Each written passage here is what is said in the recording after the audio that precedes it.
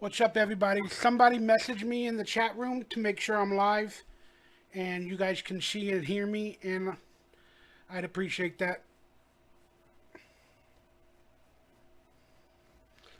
It's not only members chat today, it's members uh, subscriber chat. Forgive me, subscriber. So as long as you're a subscriber, you could chat in today's show. So somebody let me know, send me a chat, let me know if you see me, you hear me, you're online.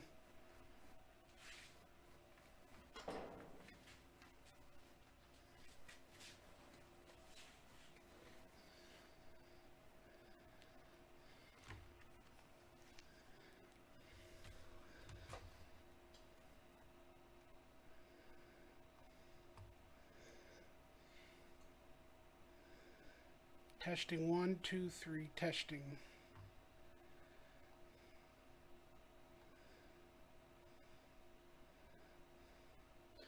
Testing 1, 2, 3, testing.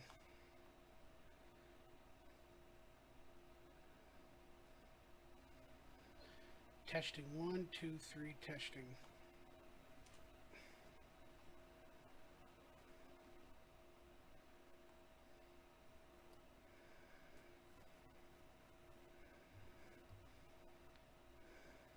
Okay, we're live. We're going live officially in 1 minute.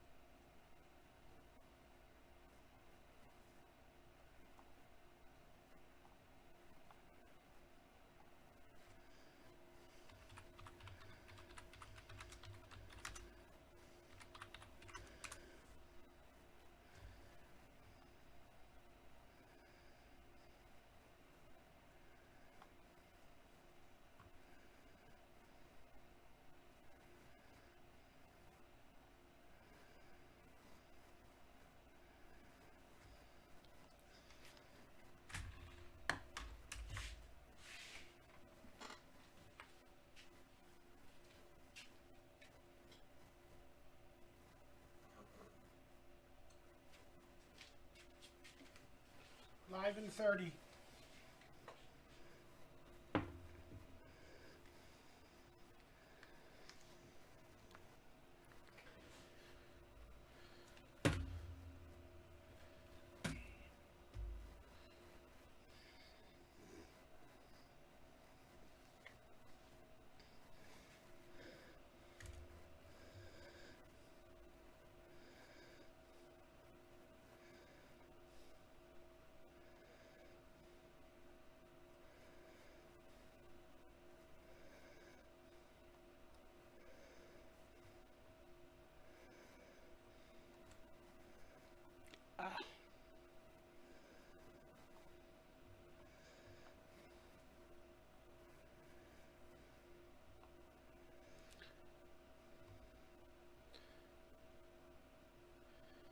All right, live in 15 seconds.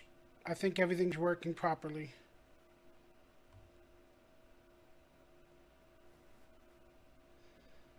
So, not going to worry. All right, somebody subscribe or chat in the chat room. Let me know you're here. If not, I'm just going to go about the show.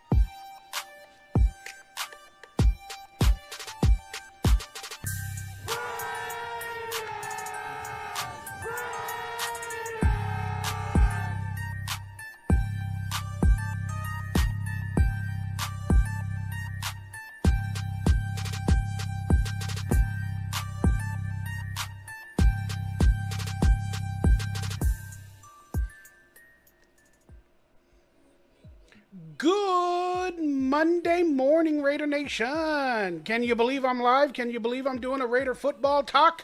That's right. I just wanted to thank everybody for dealing with me and me disappearing. I dealt with a little bit of depression and some BS, but I'm trying to come back to life, back to life, back to reality, back to the here and night and day.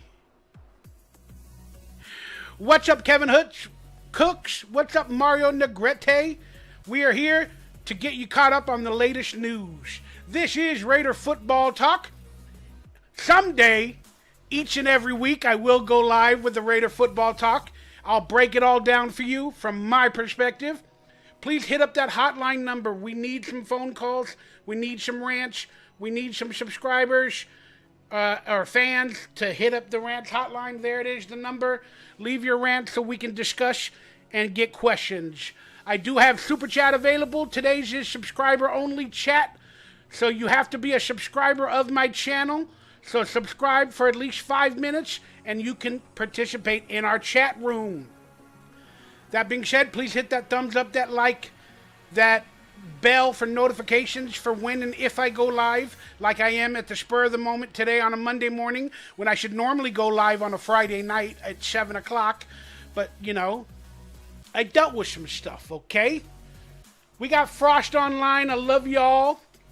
Thank you guys for chiming in on this early morning. And let's just get into it. I want to thank, first off, I have merchandise available for Raiders and for my real life. So let me share with y'all a commercial. We'll get it over with. Links are down below. And another way you can support me, the creator of this content, is checking out my merchandise store with the links below. We got t-shirts for sale. Anything that I got available, I'm going to get it to you. Like Donkey Lips t-shirts. You love Donkey Lips. They come in a variety of colors. Why don't you pick yourself up one? Hey, become a camper, camp on Awana. Pick up a personalized autographed photo sent to you. I also have cameos available that also come with a personalized autographed photo shout out sent to you from Cameo. And right now, limited Zeke the Plumber Plushie Nightmare t-shirts. That's right. Everything's limited. Everything's on sale. Support your boy, Michael Ray Haybauer. Links down below. As you can tell, that was a commercial for my other YouTube channel, my acting career channel. The links are down below if you want to tune into that or pick up any merchandise. I also have Raider merchandise available. Again, got a bunch of things going on. I'm trying to make a living out of this. And this is a members-only channel sometimes, where a lot of content, hopefully in the future, will be for members only. And I wanted to say thank you to my members right now of this channel. Demi by Nature, Nikhil, Demon Bitch, Katrina, good morning. And you said, how are you doing? I saw that. 818 Raider, Raider Critique, Fakashi Raider, Steve, Tony, Robert, Quinta, Raider Incorporated, Grumpy Raider Fan, Unholy Raider Fan, Veto Gonzalez, Francisco, Jay, Defend the Shield. You guys have all subscribed and become Raider Central Live gangsters on this channel for exclusive hidden content coming in the days ahead or every other day. But I'm getting you guys some stuff. We got posts. We got a lot of stuff going on in the future that I got planned for you, for members only. So consider becoming a member. And I think it's like $3 a month. It really helps me out, pay some bills, because I don't make a lot of money off of this YouTube thing. So I get a couple of bucks out of the $3 monthly, and it really, really helps me and inspires me to go on live and stuff like that for you guys. So from the bottom of my heart, thank you for becoming a member, and I truly appreciate it. Exclusive content coming soon, plus older hidden content that cannot no longer be on YouTube because it gets flagged or demonetized by the Raiders for music or whatever. All of that will be in the members only section in the days ahead. All of the classic videos that you guys all love for members only. All right. And once again, I have Raider Central merchandise. Got the OG Raider Central logo t-shirt that I used to wear on every show. Got the Mondays with Mikey and Murph logo t-shirts as well with the link down below. Just find the link that says RC Live Channel and in the description, and you guys can pick some up. And again, there will be more Mondays with Mikey and Murph. I need to get off my butt and handle it. So that being said, there will be a Mondays with Mikey and Murph before the draft, or possibly right after the draft, where we're going to go through everything from me and Murph's perspective. All right, I want to thank everybody for tuning in. We got Kevin Hooks again, Mario Negrete, Katrina Salih, I hope I said it right, Miguel, and John Leone. You're saying there's no picture? Well, I see a picture on my end, so pretty sure we have one.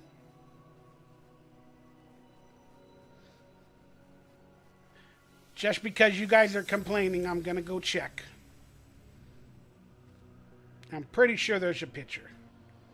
Or you guys can see and hear me, so I'm pretty dang sure.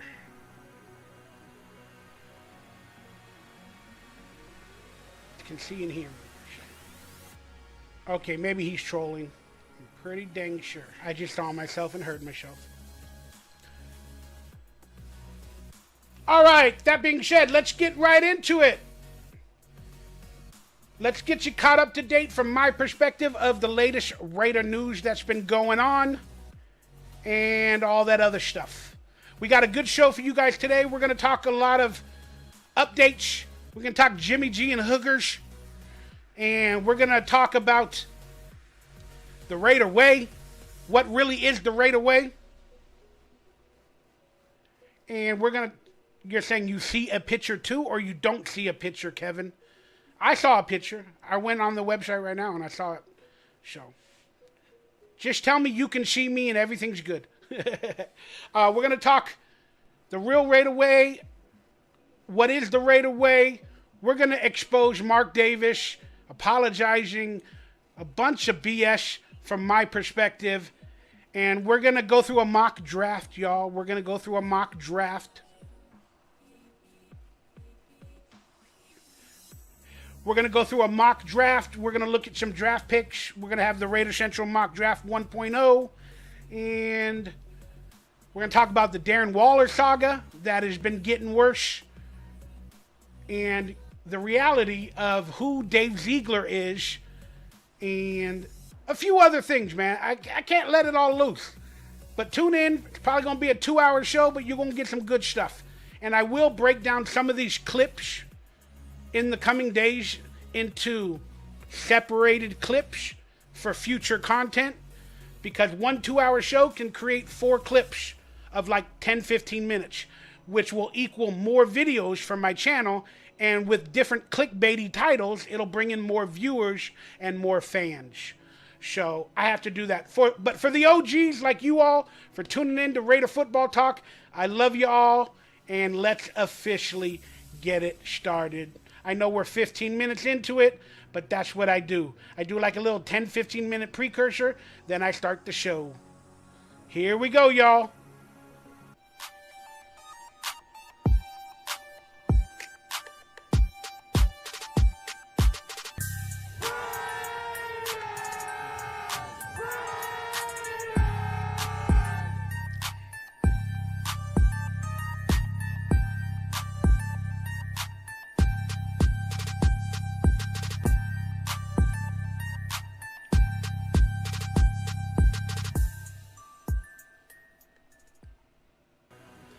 What's good, Raider Nation? It's your boy Mikey Raider coming to you with today's Raider Football Talk. That's right. Each and every day I decide to go live. We come on here, we talk about our Raiders and what's going on in the dramatic world of our Raiders and everything for about an hour and a half to 2 hours. Please hit up that hotline, leave your rants, leave your raves, whatever you want to talk about to be on a future episode. Please hit that like, that thumbs up, that subscribe button. Consider donating. Consider being in the super chat, subscribing. Consider becoming a member. I do have a members only channel with a lot of stuff on here. And I want to thank you guys all for being a part of it. We do have a little bit of merchandise. Links down below. You guys already saw the commercial in the video, so I'm not going to go there. But I just quickly wanted to thank all the members of this channel that are tuning in for exclusive videos and classic videos and all that other good stuff. And we do have Raider Central merchandise down below in the link if you guys want to pick up some OG t-shirts of my career, like this type of stuff, or Raider Central oriented type of stuff. I wanted to thank everybody that's online early. Kevin Hooks, Mario, Frost WSA, Katrina, Miguel, John Leone, Raider Lorian 93. Good morning, Raider Nation. We got a big show. We're going to talk Jimmy G hookers. We're going to talk what is the Raider way. We're going to update you guys. We're going to have a mock draft. We're going to have a lot of goodness. And I know I went through this a few minutes ago, but forgive me. I'm coming back from a depression, and I started the show twice. But I really went live for like 15 minutes and talked a little bit because I wanted to get people online. Plus, I also wanted to see, in case I curse or anything, maybe it'll help with the crappy YouTube algorithm to make a few bucks. But let's get right into it. We don't need no introductions. Hit the bell, hit the notifications, chime in with super chats or anything if you feel like donating, and I'll answer the questions during the show. If I see it, I will. But that being said, let's do this. What's the update on the Raiders? Well, let's start with the main story, then we'll talk about transactions and everything else that's going on. So let's get into the big story. Jimmy G has been offered free checks. That's right. I know many of you know these stories already, but I've been missing on this channel for about a month or 3 weeks. So I'm getting caught up to date with you guys. But Jimmy Garoppolo dated a porn star many years ago while he was in San Francisco. And that made the rounds on TMZ and everywhere else that Jimmy G wants and loves porn stars and hookers and all that other stuff. But the minute the Raiders signed Jimmy Garoppolo in Sin City, the Las Vegas brothels went wild for publicity, and apparently a couple of brothel workers, I don't care about giving their names, offered Jimmy G free sex for life publicly. Then the Bunny Ranch took pictures with a sign that said "Hookers for Jimmy G." So the porn, not porn star, but the sex worker area is using this as promotion for sex work in Sin City. Jimmy G's also, according to the ladies, but he's a good-looking man. And he's an eligible bachelor, I believe. So this is one of the problems I have with the Raiders signing Jimmy G. Look at all this promotion around sexual situations that are now entering the Raiders organization with a new quarterback when we had a preacher as a quarterback before in Derek Carr. A lot of people like the preacher aspects, and now we have a sinful quarterback. I'm not saying either one is better, but again, it divides the nation in some sense. There's a lot of people that believe in the religion and God and everything and don't like sinning or those type of thoughts in our team. Then there's the opposite side. They're going to drink, they're going to smoke, they're going to have fun, they're going to sin, they're going to gamble. And let's be honest, the Raiders culture has changed. And for some, it's a good thing. For some, it's a bad thing. I'm not here to debate. I am a glass half empty person. I always have been. I do not like this publicly. I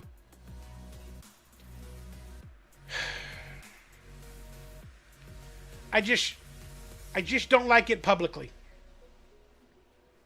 for our franchise quarterback to be known to be dating porn stars, maybe, getting sex workers, getting free sex, getting free memberships at the Las Vegas strip clubs that they offered him.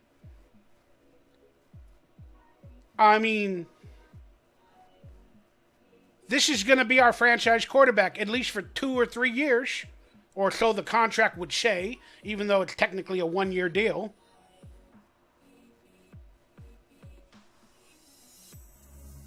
This can only lead to bad things. If the Raiders and our new quarterback and the organization continue with this type of publicity and this type of against the norm type stuff, it can continue the bad representation that our organization has been having for many years. Then not only it'll continue the bad reputation and the bad publicity that we've been having ever since we moved to Las Vegas. Yes, it's a fun story to laugh about, to talk about. But again, do we want to be the dramatic team?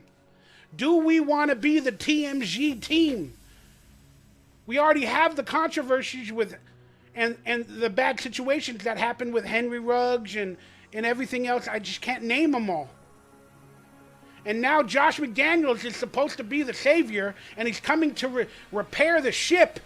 And the first thing he does is get rid of a religious, quality human being that's doing his best for a dramatic, wanna-be popular superstar quarterback in Jimmy Garoppolo.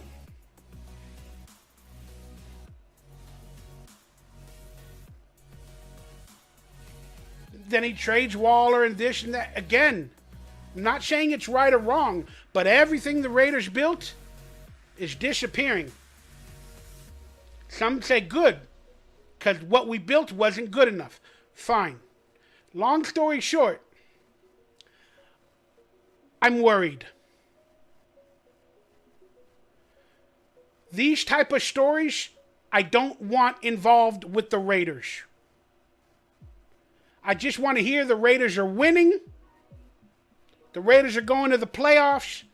The Raiders are going to the Super Bowl. I don't want to hear about porn stars, about Jimmy Garoppolo saying bad words when he first entered the building. Remember the press conference debacle that we had with Jimmy G, where there was issues with the contract, and they just had to go over it? Why wasn't the contract done before, officially?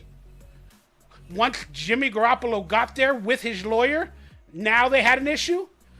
Again, a lot of things keep going wrong for the Raiders. Even though we're excited about a rebuild or moving on, a lot of things are still going on.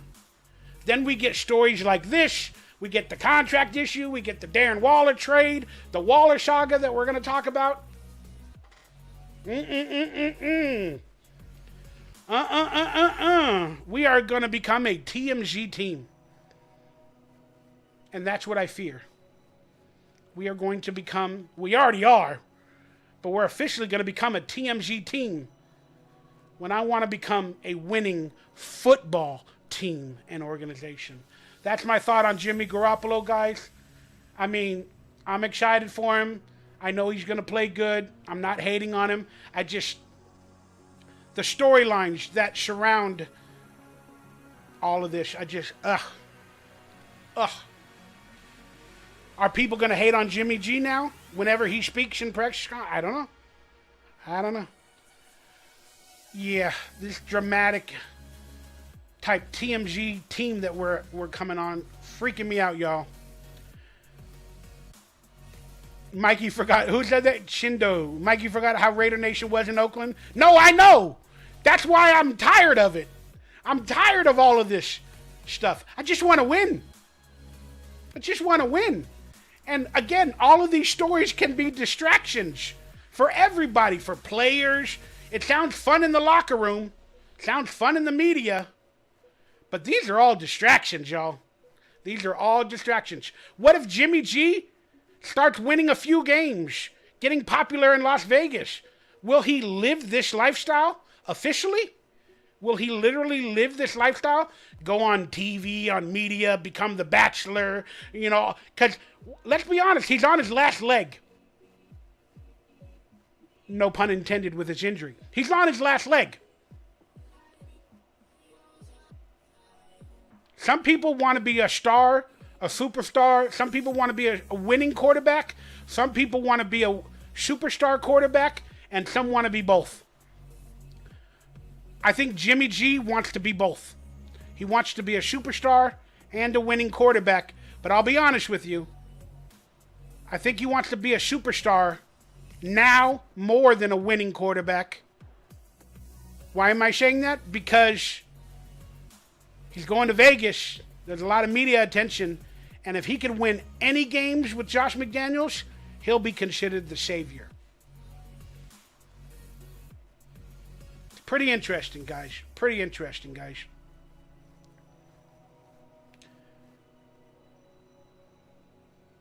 Well, Chindo, Waller didn't give up on the Raiders. We'll talk about that. Oh, you might be right. We'll talk about the Waller saga in a little bit. Preach, brother. Real talk. Thank you, guys. Mikey, good to see the end of the energy today. You're a champ. Keep pushing. Yeah, man, I took some time off, and I'm trying to find the positivity, man. Even though I'm talking negative within my own life, I'm trying to find the positivity to come online and do some work. Because work is the only thing that's going to save me and calm me down. All right, Mark Davis was interviewed recently. Plus, I believe they had the owners' meetings or whatever they call it. So there's a lot of interviews coming out with Mark Davis, talking about all the situations that have been going on. So apparently, Vic Tafur and a couple other reporters talked to Mark Davis about what's going on with the Raiders, and specifically in this instance, Dave Ziegler. Vic Tafur asked Mark Davis questions, and this is one of the responses from Mark Davis on Dave Ziegler, our prize general manager, who doesn't even know if we're going to have a quarterback on the roster this year. Our prize general manager that's trading everybody and getting small draft picks and losing money and cutting. Okay, I don't need to talk about it. But when Mark Davis was asked on Raiders general manager Dave Ziegler, here's Mark Davis's response. And by all of these responses, we're gonna see the true example of how Mark Davis is placing the blame on others while he's being a buffoon, and he's not taking accountability. But people might think he is, but he's not. So, this is what Mark Davis said about Dave Ziegler. Dave is a young and never been in this position before. Are you defending Dave Ziegler? Mark Davis?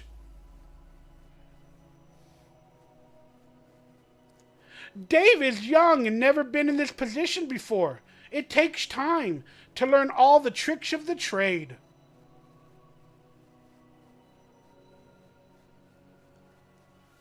Wait a second, you hired a general manager that's never been in that position before, and you tell him it takes time. Are you bowing down to Dave Ziegler?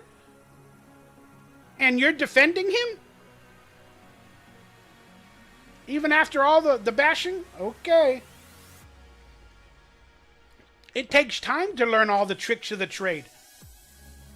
I think the people he confides... Now, this is the weirdest statement. I think the people he confides in might not be giving him the full picture. What? I think the people that Dave Ziegler confides in might not be giving him the full picture? So the general manager is the boss of all these people, and then all the people that he confides in or that he's the boss of is not giving him all the correct information. Because it's so damn competitive. What does that mean? Let's read it again, y'all. This is Mark Davis is defending Dave Ziegler and his job and all these decisions that he's been making. He's saying, I think the people he confides in, meaning Dave Ziegler, I think the people he confides in might not be giving him the full picture because it's so damn competitive. Huh? So Dave Ziegler doesn't have the full picture of the team? Because it's competitive. So does that mean Josh McDaniels is trying to take over his job as a general manager? Does that mean the offensive coordinator is trying to become the head coach?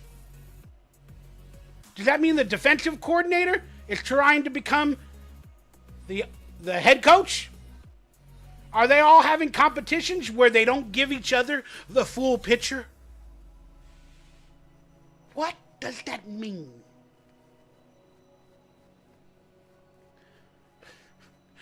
I'm going to read it for the last time because my mind is drawing a blank on how to explain the thoughts of that quote. But I think the people he confides in might not be giving him the full picture. So they're not doing their job because it's so damn competitive. So they're not giving him the full picture because it's competitive. Huh? But he's going to do it great. He's going to do great, says Mark Davis. He's going to do great. He'll learn. He'll learn. They're not giving him the full picture. You know, he's never done this before. He's never been put in this position. He doesn't know what to do. Plus, everybody's competitive, so they're not giving him the full picture.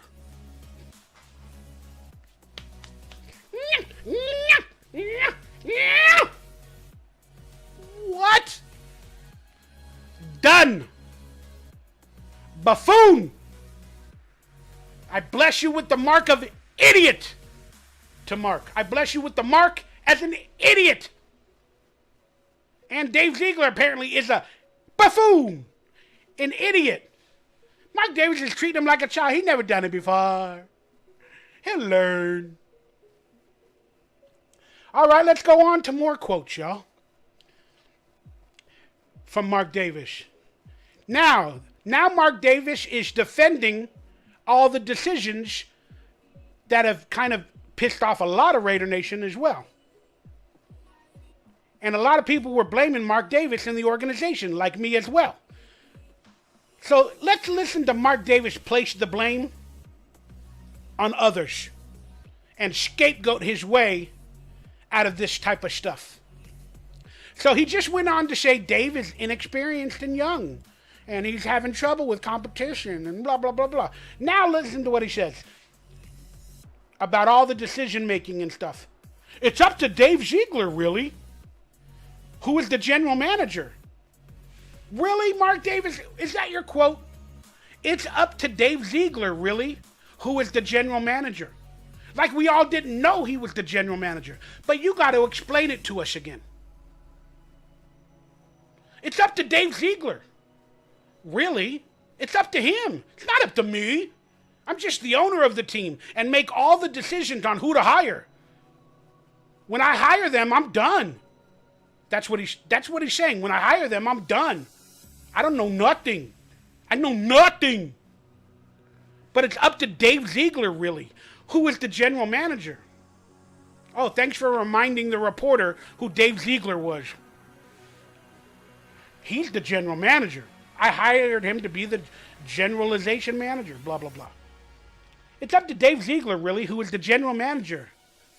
It's up to him to start putting a roster together and really putting the team together. It's up to him now to do that. Now, not last year. Not last year. Okay. I read an article or something else that I need to mention where, again, he said, well, they had a plan, because I've made videos called What the Hell is the Raiders' Plan? In Josh McDaniels. They don't have one. They're going by the seat of their pants. And I think Mark Davis defended them. They have a plan. It just didn't work out. So they're starting fresh in year 2. Well, they tested everybody out. They tested Derek Carr. They tested Josh Jacobs. They wanted to see what worked. They tested Darren Waller and blah, blah, blah. And now, in year 2, they're doing the rebuild. In year 2, now we're going to get it started. We could have done it last year when Jimmy G was available. We could have traded Derek Carr last year, got a first-round pick, second-round pick, whatever. Ridiculous general managing, ridiculous coaching of truly showing that they have no plan. Now they broke it all up, and they're starting again in year 2, and Mark Davis is defending them. They're not professionals. It's hard for them. It's competitive.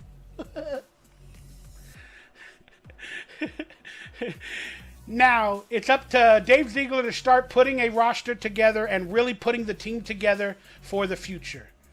For me, now this is where he defends himself. I hire people. One thing I know is what I don't know. You would think after being around the Raiders organization and your father for however many years it's been, you would have picked up a thing or two about football and about being an owner and about business. But I know what I don't know. Apparently you don't know a lot, brother. And it's sad. It's sad. You should have taken a business class or done anything knowing you were going to get the Raiders. You should have studied. I just let them do their job. I give them vision and goals, and I let the results speak for themselves. I let them do their job. They're not doing it. I give them visions, says Mark Davis. What's your vision, Mark Davis? Apparently you don't know what you don't know. What's your vision? I want to go to the Super Bowl. I want to go to the playoffs. I want to have the Patriot way. I want to build a team and a dynasty like the Patriots. That's why I went out and got Patriots. I don't want to build a Raider way. I don't want to build the Raider organization from within, because we've been a buffoonery and a mockery. So I'm going to go outwardly. And I let the results speak for themselves. Well, you got a coach and a GM who basically disabled your franchise, divided your fan base again, and got you 6 wins. But on the positive side, you got 12 draft picks, you got Jimmy G for hookers, and you got a future that's bright with 1 million players on a 1-year deal. We'll talk about that later. Woo! Woo! WrestleMania, we just had WrestleMania. I haven't watched it yet, so don't spoil anything, but we just had WrestleMania. I gotta watch WrestleMania.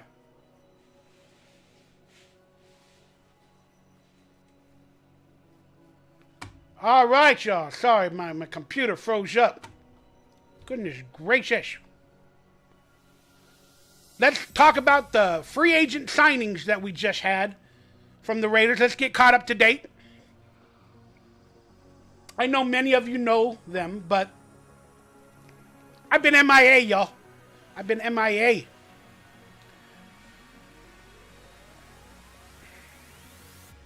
Kevin Hooks, there's no way he learned anything from his father. Damn right.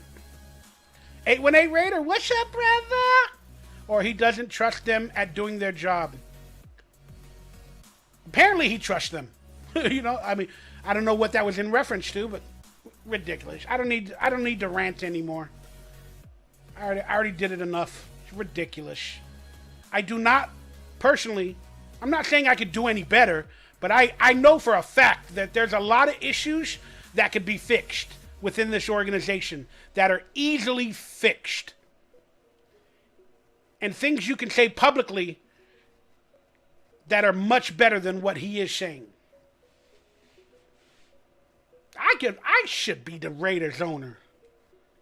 I guarantee you, I'll bring it back to family, dedication, legacy, and we will have a winning future. No doubt in my mind. If I was the damn owner. All right, let's get you caught up to the date on the Raider signing, starting from the bottom right. Get you caught up to date. Raiders re-signed safety Roderick Teamer. And I don't know all the specifics on the contracts and all that. I'm not going to get into that. If you need that type of information, you're going to have to look it up. Because I didn't want to do all the research. It already took me 3 hours to get this information available for this show. Honestly, it did. It took 3 hours already. Raiders re-signed Roderick Teamer in the safety. We signed Marcus Epps. Linebacker Robert Spillane.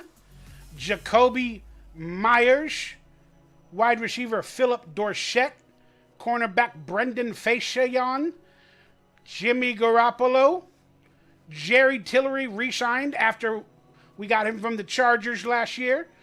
We got linebacker Curtis Bolton, long snapper. I guess we lost our long snapper. Wow. I got to really go over the roster soon. Jacob Bobenmeyer, or maybe he's a camp long snapper. I don't know. And we re-signed Hronis Groshu, the backup center, and Raiders signed fullback Jacob Johnson. They re-signed him. Okay, Raiders re-signed Jermaine Illuminor, who does a lot of talking on Twitter. I think he rode a camel or something recently. Saw that. Raiders signed defensive lineman Jordan Willis. The veteran O.J. Howard from the Texans, the Buccaneers, I believe it was. Maybe the Buffalo Bills at one point. Raiders signed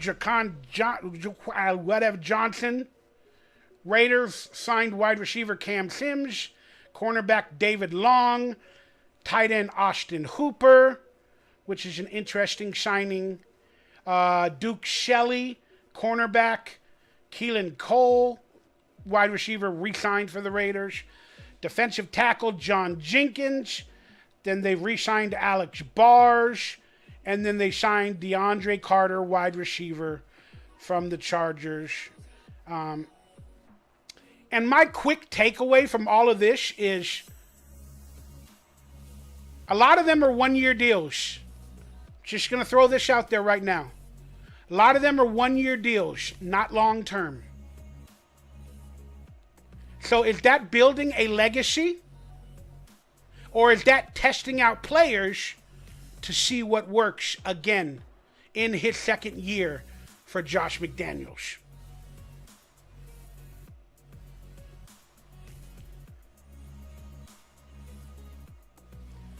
There's no long-term contracts like for the veteran players publicly. For the veteran Raider players publicly. Again, we don't need to get into what happened to Waller, Carr, blah, blah, blah. But being a good player for the Raiders will get you nowhere in this regime. Not even Josh Jacobs has gotten a long-term deal. They're using their out of the franchise tag for 1 year with Josh Jacobs. So all of these signings look good and dandy. Oh man, look at all the players we're getting with the Derek Carr leftover money. Look at all the players we're getting. Since we saved like $20 million from Derek Carr. Since we saved like $10, $15 million from Darren Waller. Look at all the play. I've seen this on Twitter. I've seen it. Fans are like, man, I'm glad Derek Carr and Waller are gone. Look at all the money we got for all these players. We're building the Raiders foundation. We're building it. That's what they write. And I hate to be a bearer of bad news or a merchant of truth. Most of these are 1 year contracts. And for the few that are 2 or 3, It doesn't matter. Because the ones that are 2 or 3 are not even big name talent. Seriously, the ones that are 2 or 3 are not huge or big name talent. Just going off the top of my head, it's Jacoby Myers is one. He's like a 3rd string wide receiver. And there's probably a defensive player that's on a 2 or 3 year deal that's not even a huge talent. So for people thinking, oh, look at all these players we got, they're all 1 year deals or 2 year deals. They're not quality. And they're not showing legacy for the veteran players that put in the work. We're going to explain the Josh Jacobs situation in a minute. I just want you guys to cool your horses. This is the Patriot way. It's not real. The Raider way should be to pay your quality talent instead of losing them at the prime of their career. It's my opinion. But again, I'm looking forward to some of these signings. I don't agree with them all. Half of the people I haven't heard of, and they're adding a lot of depth. But technically, they're adding depth. Maybe they find a diamond in the rough, but they're adding depth for 1 year. We're going to be in the same situation next year. So we have to have all of our draft picks hit, or at least most of them, to back up these 1 year deals. It's just an interesting situation, guys and gals. Wayne Kerr, what's up, brother? Yeah, that's the old Raider way, and we haven't won a Super Bowl in 40 years. I mean, I see your point, Wayne. I do. I still hate the Patriots. I hate everything about the Patriots. And I don't like the fact that a Patriot has taken over this team. And he didn't ingratiate the Raider players that were there before.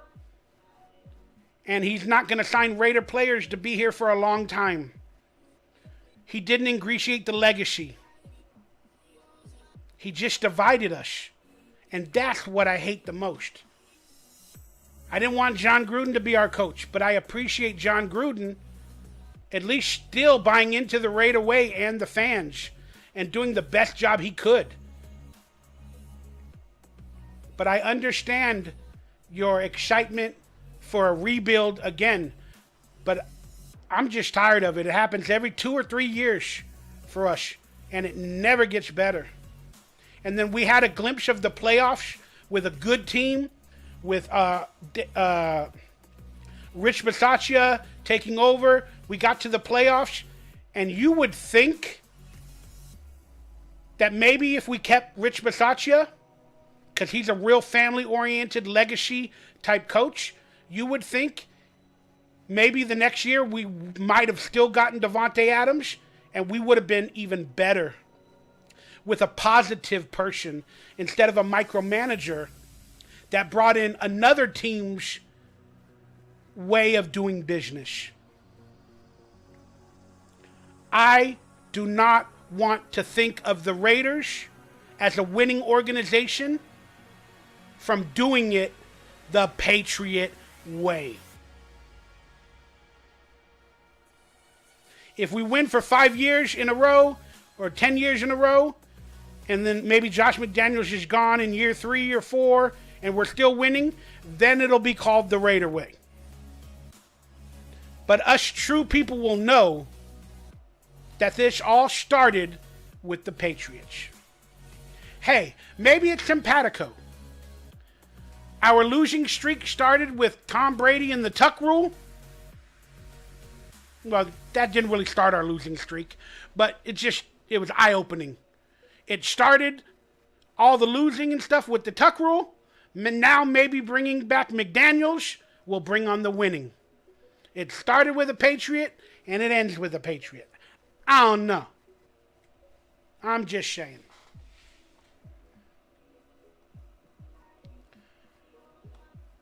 All right, guys, let's continue looking at the roster. Let's quickly look at the team's cap space. And again, after signing all the free agents and even before we draft the rookies, apparently, according to Over the Cap, we have $4 million. Basically, we got dead money in $30 million. And how's that for decision making? Even being on the team for 1 year for general manager Dave Ziegler and Josh McDaniels, and some of them are left over from Gruden. I get that. But for the most part, most of them are players that Dave Ziegler and all them disappeared, cut during training camp, and whatever. But whatever. That's $30 million that's lost in bad decision making from Gruden, McDaniels, whoever. And apparently we have officially 74 players contracted as of now. So it seems like we're full.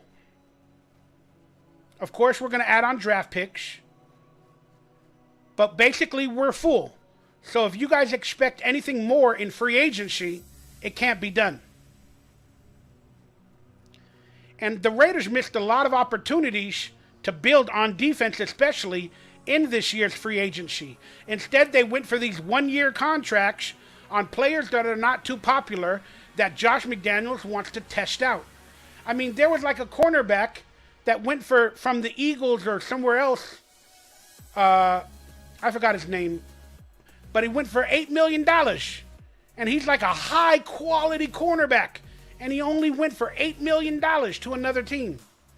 And he was a big name. I don't know why I can't think of it. And a lot of Raiders are like, what the hell? What are you doing? Dave Ziegler, you could have got that dude to really, solidify our defensive backfield. For just $8 million. Then you see a signing for the Raiders for like $7 million of like a no-name cornerback. You're like, huh? For $2 million more, you could have got the superstar. I don't know. But apparently we got $4 million in cap space, 74 contracted players. We're full. They still need $10 to $12 million to sign the draft picks. And again, I'm no numbers expert, but if our cap space includes the draft picks, which I think it does, it's called a draft cap, we're minus money. Because we need 10 to 12 million to sign all the draft picks. So we're minus like $8, $9, $10 million. Now, this goes back to the rumor of Hunter Renfrow. We can get back those $8, $9, $10 million by trading Hunter Renfrow.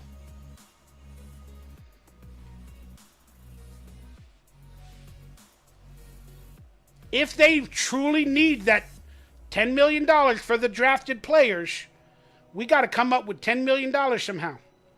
Or $9 million or whatever it is. Are they going to restructure contracts of Garoppolo and whoever? No, of course not. They just signed them.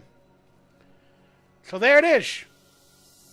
This may be a precursor to Hunter Renfrow being gone officially. Because we need the money. And they also signed like 4 slot wide receivers in free agency. So, if I was a betting man, which I'm really not, I would say Hunter Renfrow might possibly be traded around draft time or during the draft or right after once teams find out what they need. If you guys know anybody else who might be let go to give the Raiders that money, or is that money separate? Do they already have $11 million for the draft hidden somewhere in a bank account? I don't know how it works. Just throwing out my 2 cents, y'all. 818 Raider, what's up, dude? He said Gruden was a bum with an ego through the roof. I can agree with that. But he was still he was still a Raider. More of a Raider than Josh McDaniels, in my opinion.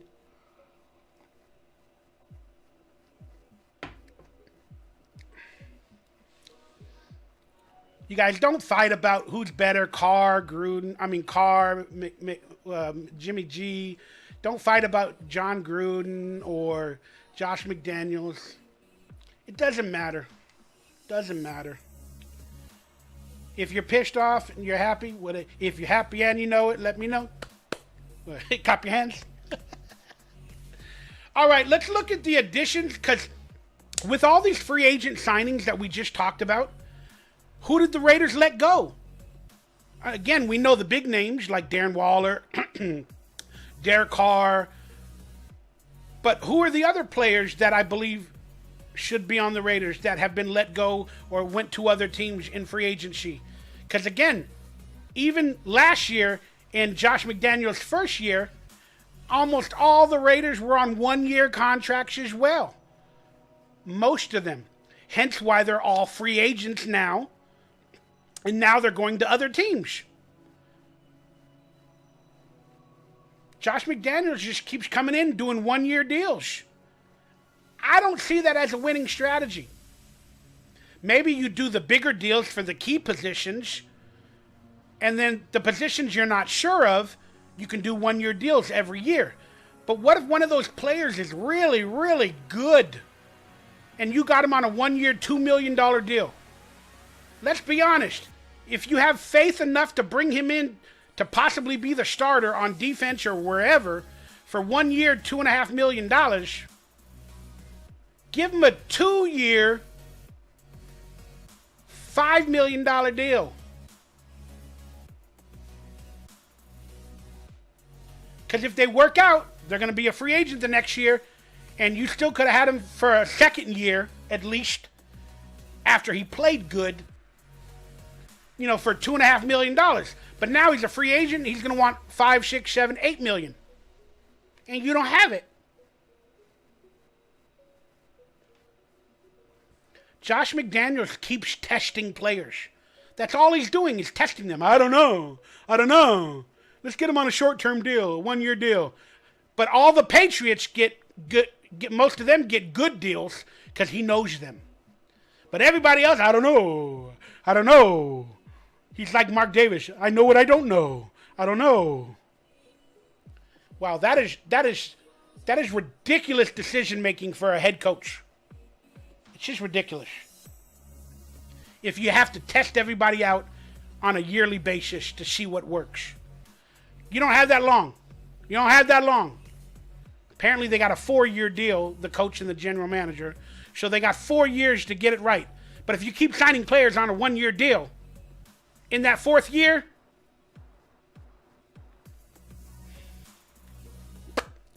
let's look at the additions and losses. All right, Derek Carr went to the Saints. Darren Waller was gone to the Giants. Cleveland Farrell went to the 49ers. Garoppolo came to us. Austin Hooper came to us. Anthony Averett, cornerback, still unsigned. Jacoby Myers came to us. Brandon Faison came to us. But look at all the losses, guys. All the losses. And a lot of these players were on the team 2 years ago that we also went to the playoffs to. Brandon Parker re-signed. Denzel Perryman, quality linebacker. One of the best linebackers that we've had the previous 5 years, 3 years. Gone. And now we need linebackers. And then Josh Jacobs signed with us again. Franchise tag. Will he play on it? That's a discussion for another day or later in the video. Jerry Tillery, Cam Sims came to the Raiders. Robert Spillane came to the Raiders. Mac Hollins, we lost him to, the Falcons. Rock Ya-Sin, the cornerback that was brought in free agency from Josh McDaniels to play good for us on a 3-year deal. And now we have dead cap money. He's unsigned. Good decision making. Jakob Johnson, John Jenkins came to the Raiders. Deron Harmon, one of the better safeties we did have. Again, gone. Linebacker Jayon Brown, gone. Trent Sieg, our line snapper. There it is. There's where our long snapper went. Our long snapper. We signed one in free agency, but he's been our long snapper for many years. He's now a Cowboy. That hurts to lose a long snapper. That was a veteran, dedicated long snapper. Again, Josh McDaniels thinks they're not worth any money, so he probably got a $300,000 cheaper one.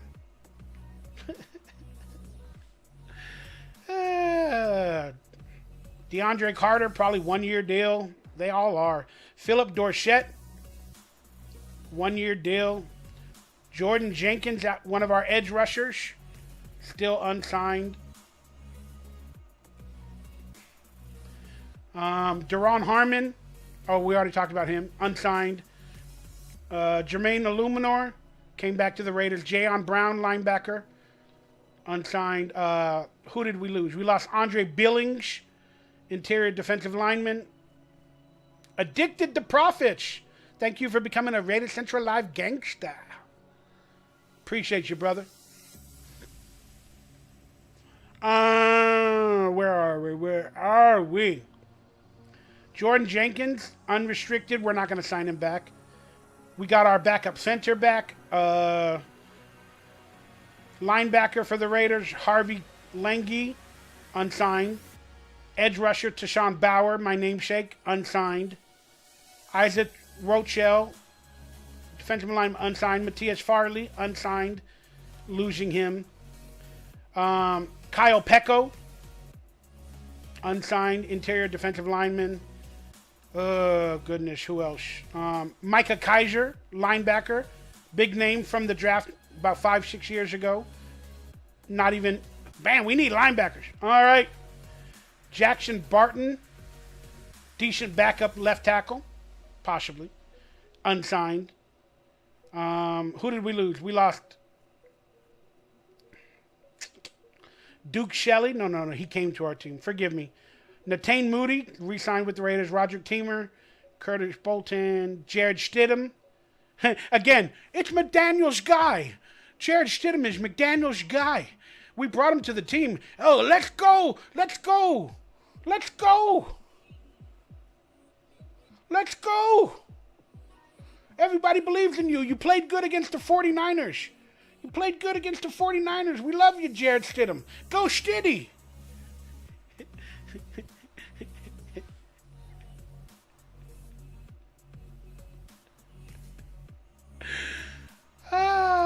He's going to give all our secrets to the Broncos, all our hand signs. It's going to be collusion. Every time we play them, you know.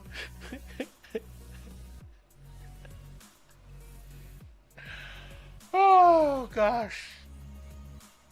We love Jared Stidham. That's why we brought him to the Raiders. You know, we're going to go ahead and we want to see what we got in Jared Stidham while Derek Carr sits down. We want to see what we got in Jared Stidham. Man, he played really good against the 49ers. Yeah.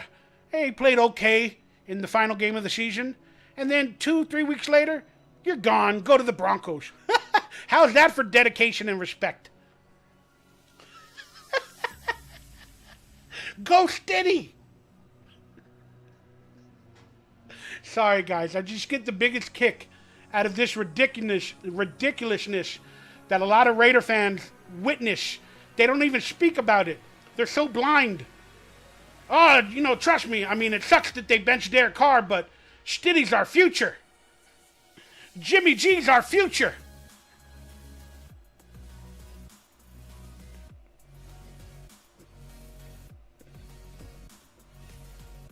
Maybe we'll draft a quarterback, and that will officially be our future. And I look forward to that. Dylan Stoner. A Stoner is gone from the Raiders. Who would have thought that? A Stoner is gone from the Raiders. Again, we lost a ton of players. We lost a ton of players that were on the team, and we replaced them with one-year contracts. I wish that Josh McDaniels would have started in in year one, instead of year two. We could have been that much further along into the Patriot Raider way. But he didn't. So now Mark Davis is telling us all, just let it be. Let it be. There will be an answer. Let it be. But I can't help but being pissed off and being a depressed Raider. It's who I am. It's what I do. It's what I know. I don't trust anybody.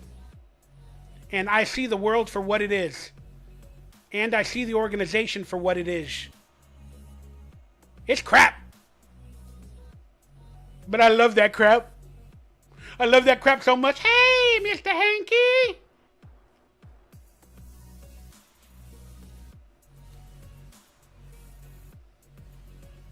Addicted to profits. They will draft a quarterback.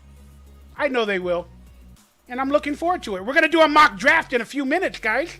Get ready. Get ready. We're going to do my mock draft. My 1.0 Raider Football Talk, Raider Central Live mock draft.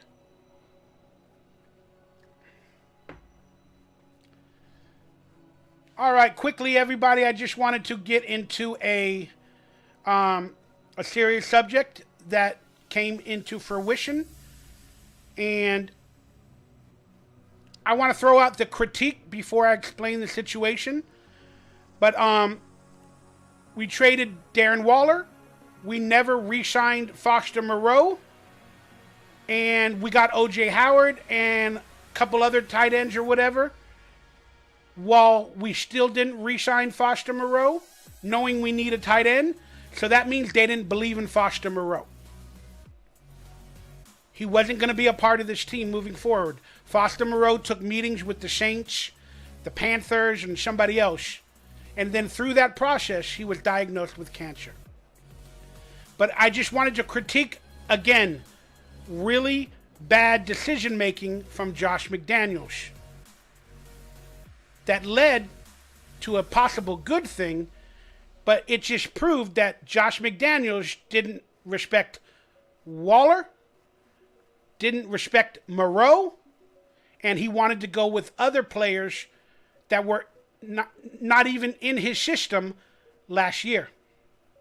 You would think a head coach would want to keep players in their system for a second year because they know it a little bit better than a new player. Again, what are these decisions? I wish they would have brought back Foster Moreau, but it's a blessing and a gift that he went to other teams to have a meeting and to get physicals because they found out he has cancer. And it'll be an amazing thing if he saves his life from it. So let's quickly read what Foster Moreau said. And again, it hurts me to lose him, not only to cancer, but to the team, because he was a drafted Raider tight end that went through everything with Gruden, went through everything with Josh McDaniels, and they didn't even think to extend him or give him a contract. Through somewhat of a miraculous process, this free agency period has been life-changing for me. During a routine physical conducted by the Saints medical team down in New Orleans, and that's the connection to Derek Carr, where he was possibly going to reunite with. I've come to learn that I have Hodgkin's lymphoma and will be stepping away from football. I wish you nothing but the best. We love you, Foster. I wish you were a part of the Raider organization. But more importantly, I wish you better health. And let's fight this as best as you can. And I'm only making this statement not to disrespect anybody who's ever had cancer, recovered from cancer, or whatever. But since I am a conspiracy theorist, a truther, whatever you want to call me, I just want to lay it on the line that in all honesty, do more people die from cancer or the treatment?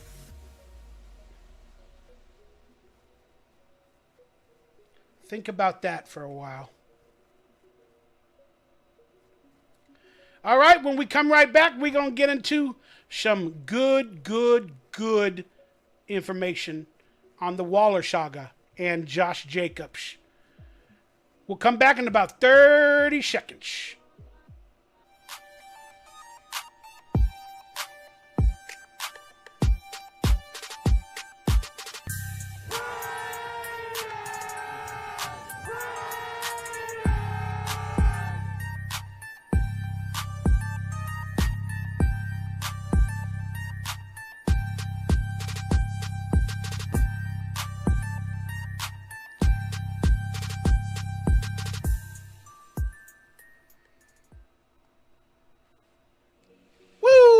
welcome back to Raider Football Talk. I'm your host, Mikey Raider. Please hit that thumbs up, that like, that subscribe button. Consider becoming a member to this channel to support me in future content. Please hit up the rant hotline. Leave your rants. I need some phone calls. Give it a call. Leave your thoughts on anything Raiders. Like in the chat room, it's on fire right now. We got everybody chiming in, giving their opinions. I'm reading it all. I'm just not responding to it all. But if you would consider super chatting, donating, I'll definitely answer it live on air. But I will have a segment upcoming where I answer your questions, and we'll get into it. Tiger Knee is responding. He's like, it's about facts, not feelings. Addicted to Profits is like, I'm going to miss Foster Moreau. We got David Mooney in there saying, this is not seeming like a Raider channel at all. Chiming in, saying I'm not a Raider. Do you, brother, do you. This is 1,000% a Raider channel. If you don't like it, get on out of here. Just because I have different content and I'm not fluffing up the Raiders and I'm giving my harsh opinions or my separated opinions or maybe not all the positivity you want, does not mean this is not a Raider channel. This is just the truth and the facts if you choose to see them. And I'm wrong all the time. But not really. No. Never wrong. All right, let's get into our next subject. Hey, and like David was saying, this is not a Raider channel. If you guys want to find out how to officially become a Raider, like officially become a Raider, I don't know if David is, but I'm going to explain how you do it later in the show. All right? I'm going to have a video on 5 ways to become an official Raider. Stay tuned for that. All right, the Darren Waller saga has been getting worse, in my opinion. Again, whether you like him, you don't, whatever. Like, we lost a quality talent. Whether he disappeared, became a superstar, got married, whether his focus was on football, whether his focus was on rapping and acting, whether his focus was on everything but, or if it's all injury related. Regardless of the fact, we all know that Darren Waller was traded. And many of you know the situation. Darren Waller was getting married to, I think her name is Kelsey Plum, from the Las Vegas Aces, who is also owned by Mark Davis, who Mark Davis introduced them to each other through the Raiders and the Aces combining, and they fell in love, became mates, got married. All right, well, apparently during the scouting combine, I'm getting y'all caught up to date on the Waller saga, in case some of y'all don't know.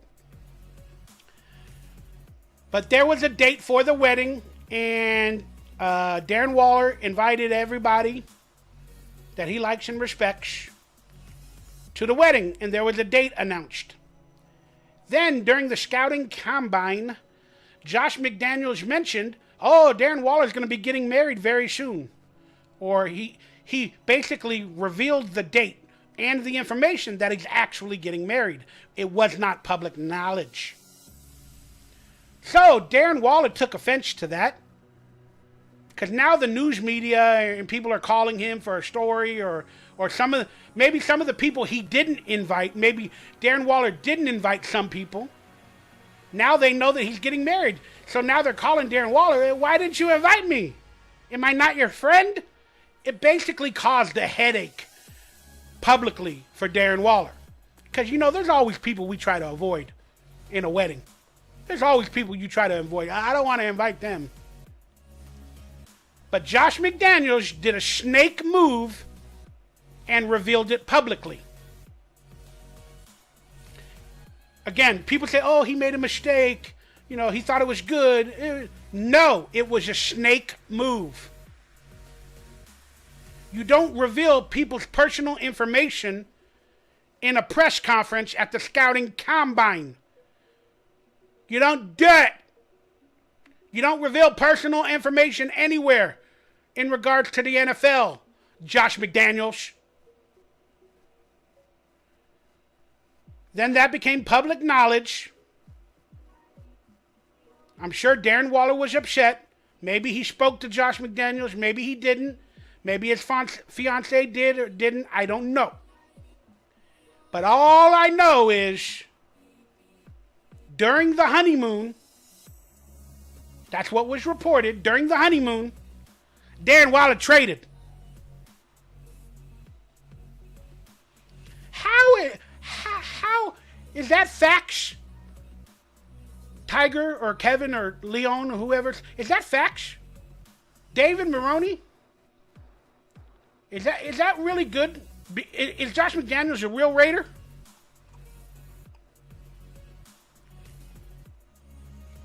Is that facts?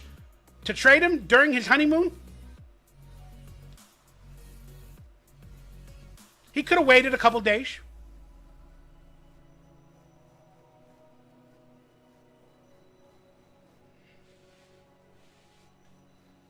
No, that's called being a snake, being an a-hole, and that's causing damage. Just like the way they did it to Derek Carr and everybody else. It's Josh McDaniels poking. I'm the man. I do what I want. I do it when I want and whatever. I don't care. If I don't like you, you're done. So Darren Waller got traded. Then Kelsey Bloom on Twitter posted with a laughing emoji or something and saying the reason why Darren Waller was traded, she wrote, probably because he was not invited to the wedding. Josh McDaniels is the guy that gave Darren Waller the contract. Was that fake believe in him? I don't know. But by what Kelsey Bloom said, if that's truth, if Josh McDaniels was not invited to the wedding, that means Darren Waller and him had a falling out during the season, did not like each other for whatever reasons, and they decided not to invite Josh McDaniels to the wedding. Then he found out about the wedding, got mad, spoke about it at the scouting combine, revealed that secret, then in another way of pissing Darren Waller off because he's already mad, traded him during his honeymoon.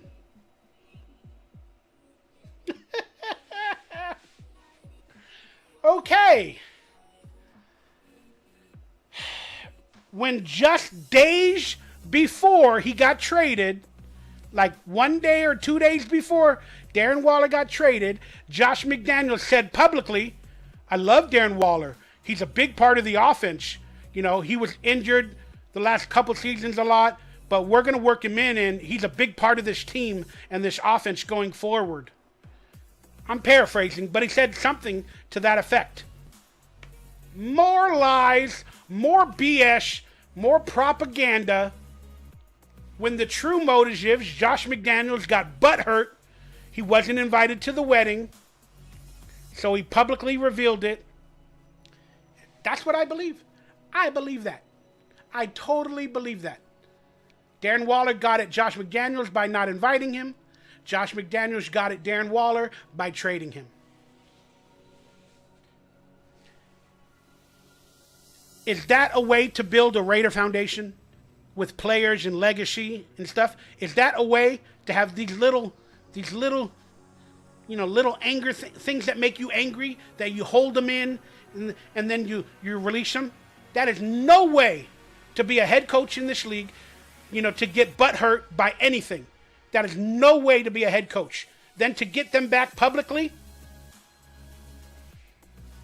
in the manner that you did, it just adds on top of the reasons I don't like you, Josh McDaniels. I was rooting for you when we hired you. I'm like, yeah, we get a winning coach. Yeah, we're going to build the Raider way. Yeah. Now, you just keep stacking BS on top of BS on top of BS. Trading away legacy players, treating them like crap, publicly doxing them. My goodness. Kicking out players and fans. And you have taken over the Raiders organization. You even got our owner, Mark Davis, defending you and your buddy. Scary, man. Scary. It's like a wolf in sheep's clothing. Like somebody infiltrated, dude. And again, whether, oh, well, Waller should be gone. He's injured. You know, his focus ain't on football. That's not what I'm talking about. I'm talking about the situation around it. Things can be mended. If we show empathy, love, respect, we can all go along, figure something out if we communicate properly. And we can figure out a way for Waller to be traded correctly, or this or that or whatever, to make everybody happy. Instead of doing everything behind the shadows. Everything behind the shadows. You know, saying one thing publicly, and then the next day, something completely different. Lying. Now. That brings me to Josh Jacobs' quote when all of this was happening. When Darren Waller was traded, he made a bunch of Twitters or Instagram posts where he said the SHIT is sad for real with a sad emoji. Meaning all the players like Derek Carr, Waller, everybody, Denzel Perryman, whoever else, his offensive lineman, long snapper, we're leaving during free agency. Even after signing players, Josh Jacobs responded with, this stuff is sad for real. That means he's hurt. They haven't given him a quality offer. They put him on the franchise tag. They're not respecting him. They want him to be the hero, but they don't want to pay him like a hero, in which he deserves. So they're going to use the franchise tag, and they're going to hold him without giving him a long-term deal, even though they're talking about giving him a long-term deal publicly. They are not going to do it. Josh McDaniels holds the cards. He holds the franchise tag for $10 million. Josh Jacobs will play. He will not hold out. He will not disappear. He has to play. $10 million is too much money for a running back, even for 1 year. He's got to hope to not get injured, while we know Josh McDaniels is going to throw him into the ground like he did last year. He's using Josh Jacobs to pull out every ounce of juice he has before he officially is going to get rid of him. That is not respect. And again, I'm saying this before a possible contract is signed or a long-term deal, which it will not be done. I'm telling you right now, it will not be done. But speaking of the lies from Josh McDaniels, all of that information I just gave you about the wedding and all that other stuff came to fruition. So just to add to the story that you see on screen, the Darren Waller saga got a little bit worse than what we just spoke about, because our offensive coordinator's father, I don't have the video footage in front of me, so please take my word, but our offensive coordinator's father is a media personality, and he's always talking about the Raiders and Derek Carr and Waller and what, blah, blah, blah, blah. And he spoke on Darren Waller, why he was traded. He said that Darren Waller, on his bye week last year, Darren Waller took days off and left town on his bye week. That's why they traded him, because he's not available and he's not doing everything for the team. So that was the excuse or the lie or the truth that came from the offensive coordinator's, came from the offensive coordinator's father, as a reason why Josh McDaniels and the offensive coordinator traded Darren Waller. You get it? Not that it's that Josh McDaniels revealed the wedding and did a bunch of bad stuff. It's that, Darren Waller left home on his bye week when he has time off. That he left or went out of town or did whatever he did. Maybe to make the rap album. I don't know. Instead of staying in the facility, rehabbing, and working on your legs or whatever. So apparently that's why they traded him. Okay? Darren Waller responded. Darren Waller did a podcast. I don't have the footage in front of me. You can check it out on Wi-Fi Willie's channel. He does much better work with video content and editing than I do. Darren Waller said on a podcast, he goes, it was my days off. I told the team that I was going to leave town on my days off. They are days off. You can do whatever you want, right? But according to Josh McDaniels, you got to stay there for the Patriot Raider way. Is Darren Waller right or wrong? But basically, Darren Waller dispelled the lie from his perspective that the offensive coordinator's father said. Darren Waller's exposed the lie for the truth from him and his perspective. And it wasn't nothing like what the damn father of our offensive coordinator said publicly. Darren Waller exposed that lie. Okay? So, right after Darren Waller exposed the lie, and then Josh McDaniels is speaking publicly about Darren Waller on why they traded him and this and that. All of these lies from Josh McDaniels keep coming out. They keep coming to light. And then Josh Jacobs wrote, crazy how a lie can make you change your whole perspective about a MFer. Who is he talking about? Crazy how a lie can make you change your whole perspective about an MFer. It's Josh McDaniels. Anybody with critical thinking, anybody with common sense can see and realize all these lies that Josh McDaniels is saying. During the debacle with Derek Carr, when we were winning games and Josh Jacobs was getting the ball, they were saying, I love Coach, I love Coach, I love Coach, I love Coach. Even Davante Adams was like, I love Coach. I'm going to respect his decisions, this and that. I love Coach, I love Coach. Right now it's the off season. Now the truth is coming out. Josh Jacobs wants to be paid like a hero. They keep saying, we're going to get you on a long-term deal. And then they're like, have they contacted you, Josh Jacobs? They haven't given me an offer, or they haven't disrespected him, as he said, just yet, with an offer. Then, immediately the franchise tag was brought up. And I guarantee you there's been no communication. None. Because publicly, Josh McDaniels said, we're working on a long-term deal with Josh. Our people will figure out a way, and we're working on a deal. He said that at the owners' meeting and around the time of the Waller trade. Then Josh Jacobs writes, crazy how a lie can make you change your whole perspective about an MFer. They're not working on a deal. They have not contacted him. And then they're lying about the Darren Waller trade, who is one of Josh Jacobs' friends. They lied technically about the Derek Carr stuff, saying they want to test out Jared Stidham, saying that they're going to get a quality quarterback, a veteran quarterback, and then they go out and get Jimmy G instead of maybe an Aaron Rodgers or Lamar Jackson or whoever else. When they're telling Josh Jacobs, Davante Adams, we're going to get a star player, we're going to build the team around you, this and that. They're all lies. Josh Jacobs got fed up when he saw that interview with Josh McDaniels about the contract, and he's like, I'm done. Josh Jacobs is done with Josh McDaniels right now. But he can't name names, because then that would be a big controversy. But I guarantee you, he's talking about Josh McDaniels and all the lies.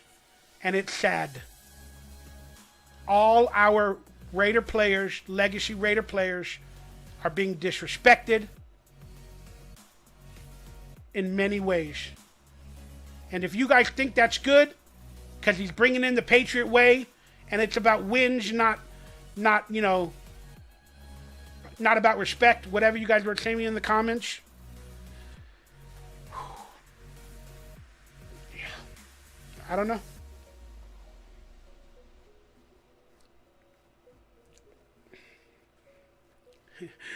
What did David say? David Money is his name.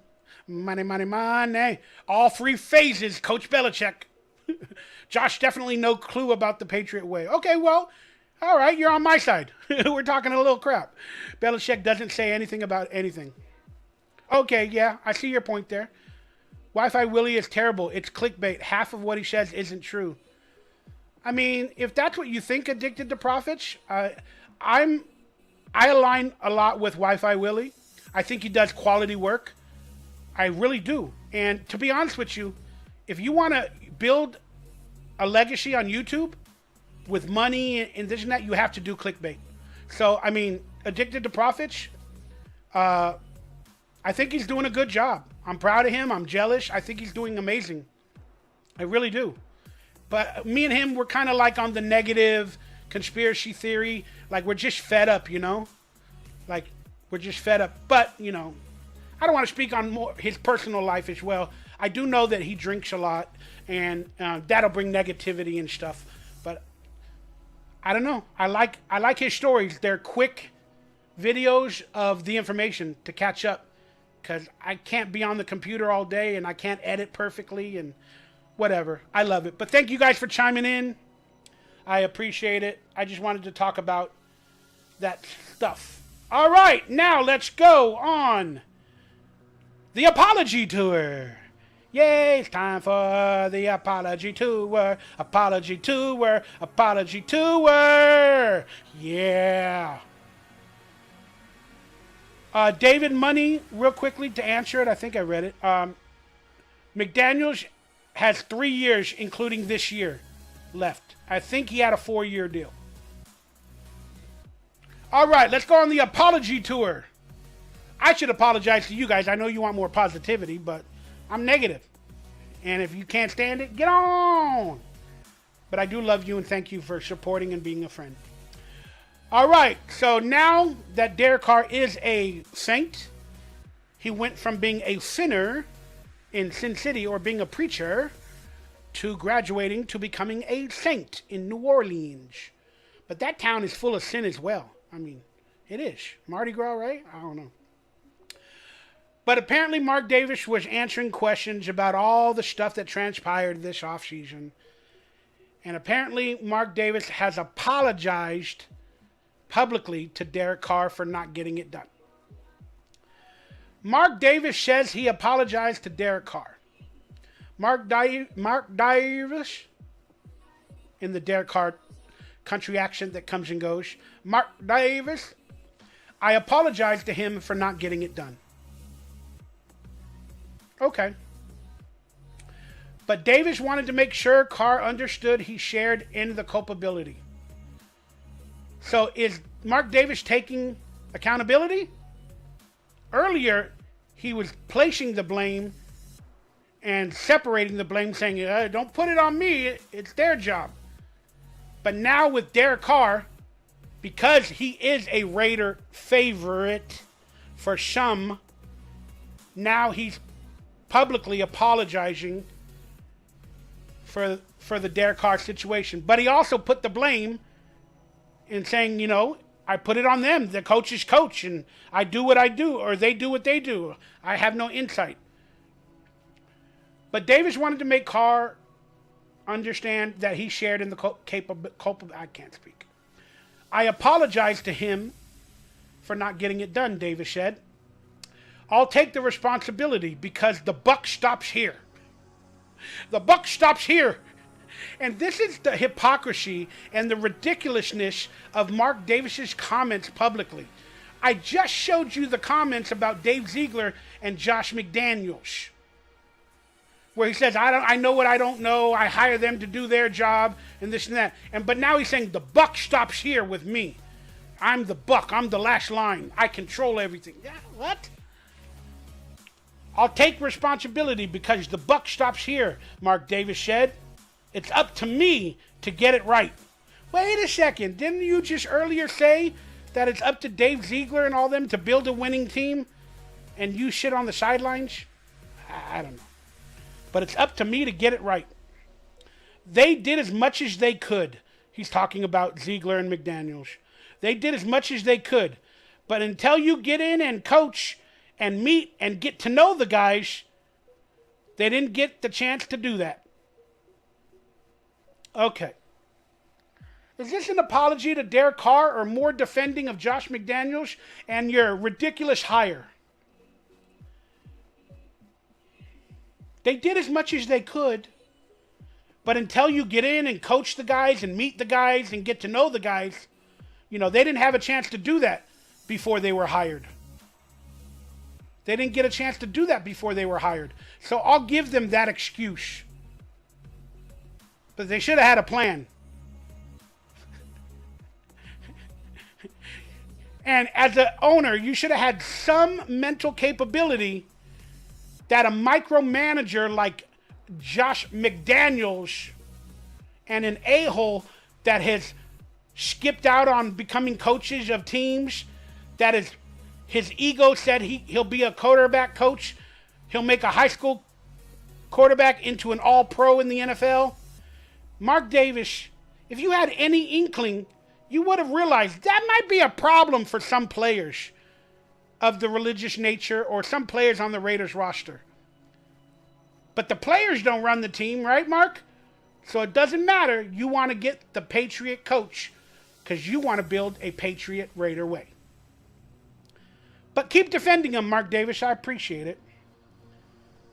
Now, in terms of Josh McDaniels and Ziegler, they've done all their research. They know everybody they've got. Wait a second. You just said they don't know who they got until they meet them. But now you're saying they did. They've done their research. They know everybody they got, Davis said. They know what they're trying to build. Do they? Should they have known in year one?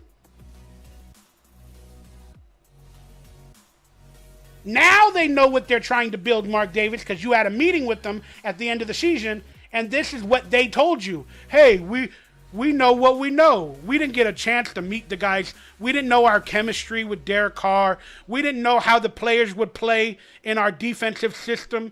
We didn't know how the offense would play in our offensive system. We didn't really know because we didn't get a chance to meet them until we started to coach them. Then we realized they weren't unable to learn. They were unable to pick it up.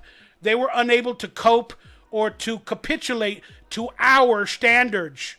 We didn't know that at the time, Mark Davis. But now we do. Now we're going to bring in our guys. So don't fire us. Give us another year. But that's why. Doesn't a good head coach have that in plan before they become the head coach? Doesn't a good head coach ingratiate the players into their system, build a system around their player talents?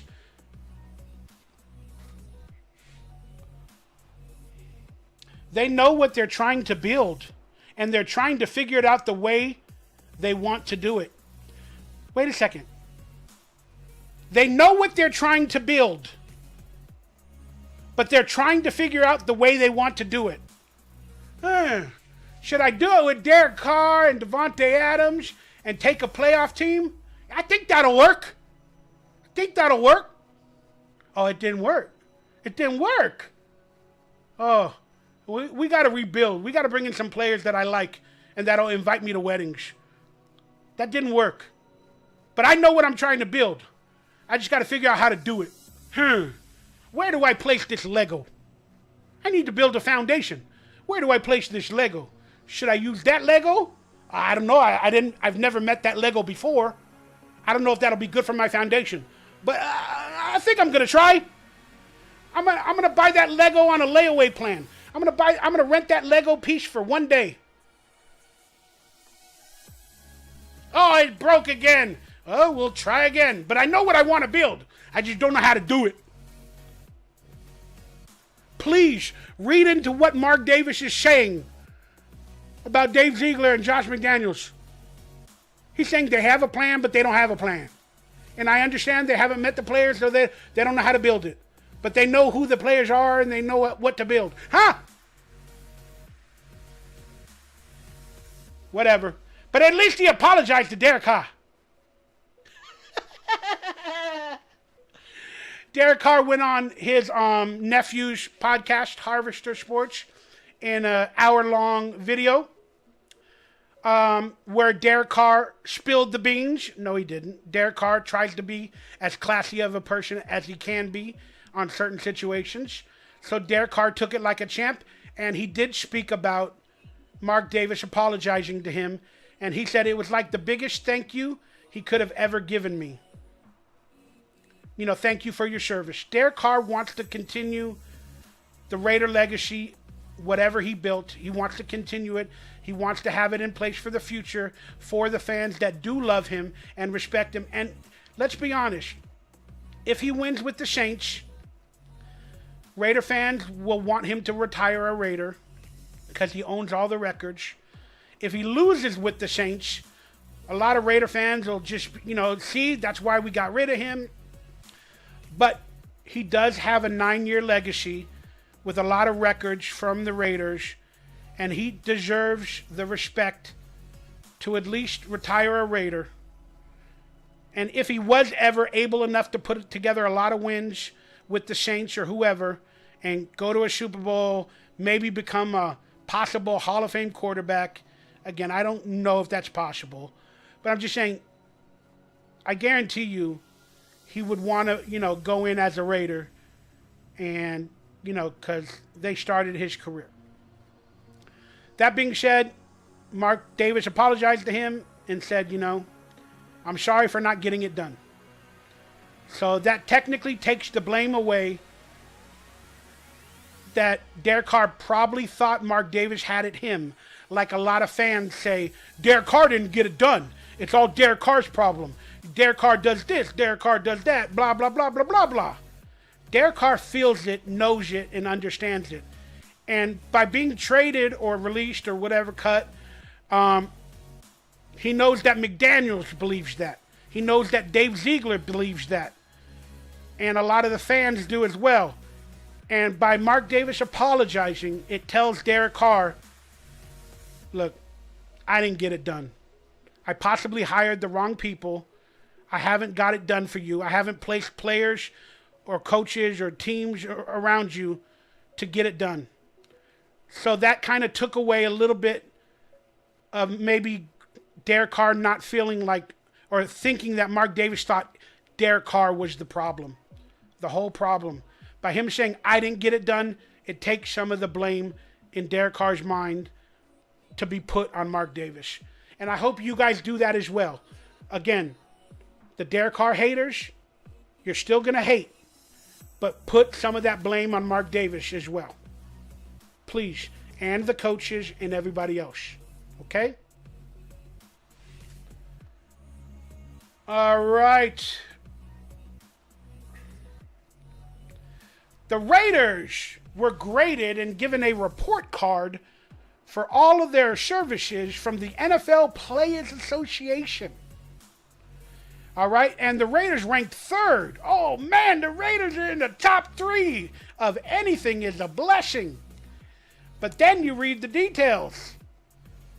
And these are voted on by players. Again, about the facilities, the food, the environment, the organization, the coaching staff, blah, blah, blah. These are voted on and graded by players from the NFL Players Association. The Raiders ranked 3rd. Well, where did they get high grades in? Well, in treatment of families, they got a B. And this report was done before Darren Waller was traded. But they got a B. Which is not bad. It's tied for 12th. You would think of treatment of families, they should get an A. Hence the Raider Nation family. The fan base. We're all a family, right? If I'm grading the Raiders in treating of families, yeah, I'm gonna give them a C. I'm gonna give them a C.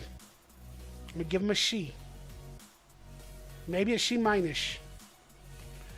Then in terms of food service and nutrition for the players that visit or this or that, they got an A minus. Well, they got new facilities, they got chefs, they got all that stuff there that's doing a good job.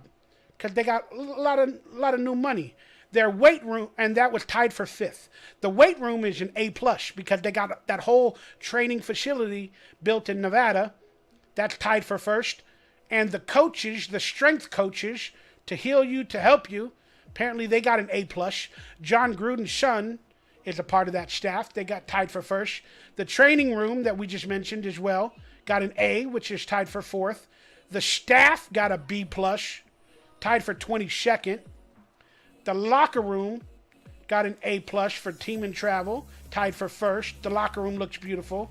And the team travel, because they got Allegiant Airlines as their sponsor, they get all the amenities. But there are bad reports on here, and I don't know why it's not on screen. I thought it was. The bad grades were for like the coaches and the staff or something like that. Oh, here we go. At this workplace, the lowest grade category was the coaching and staff.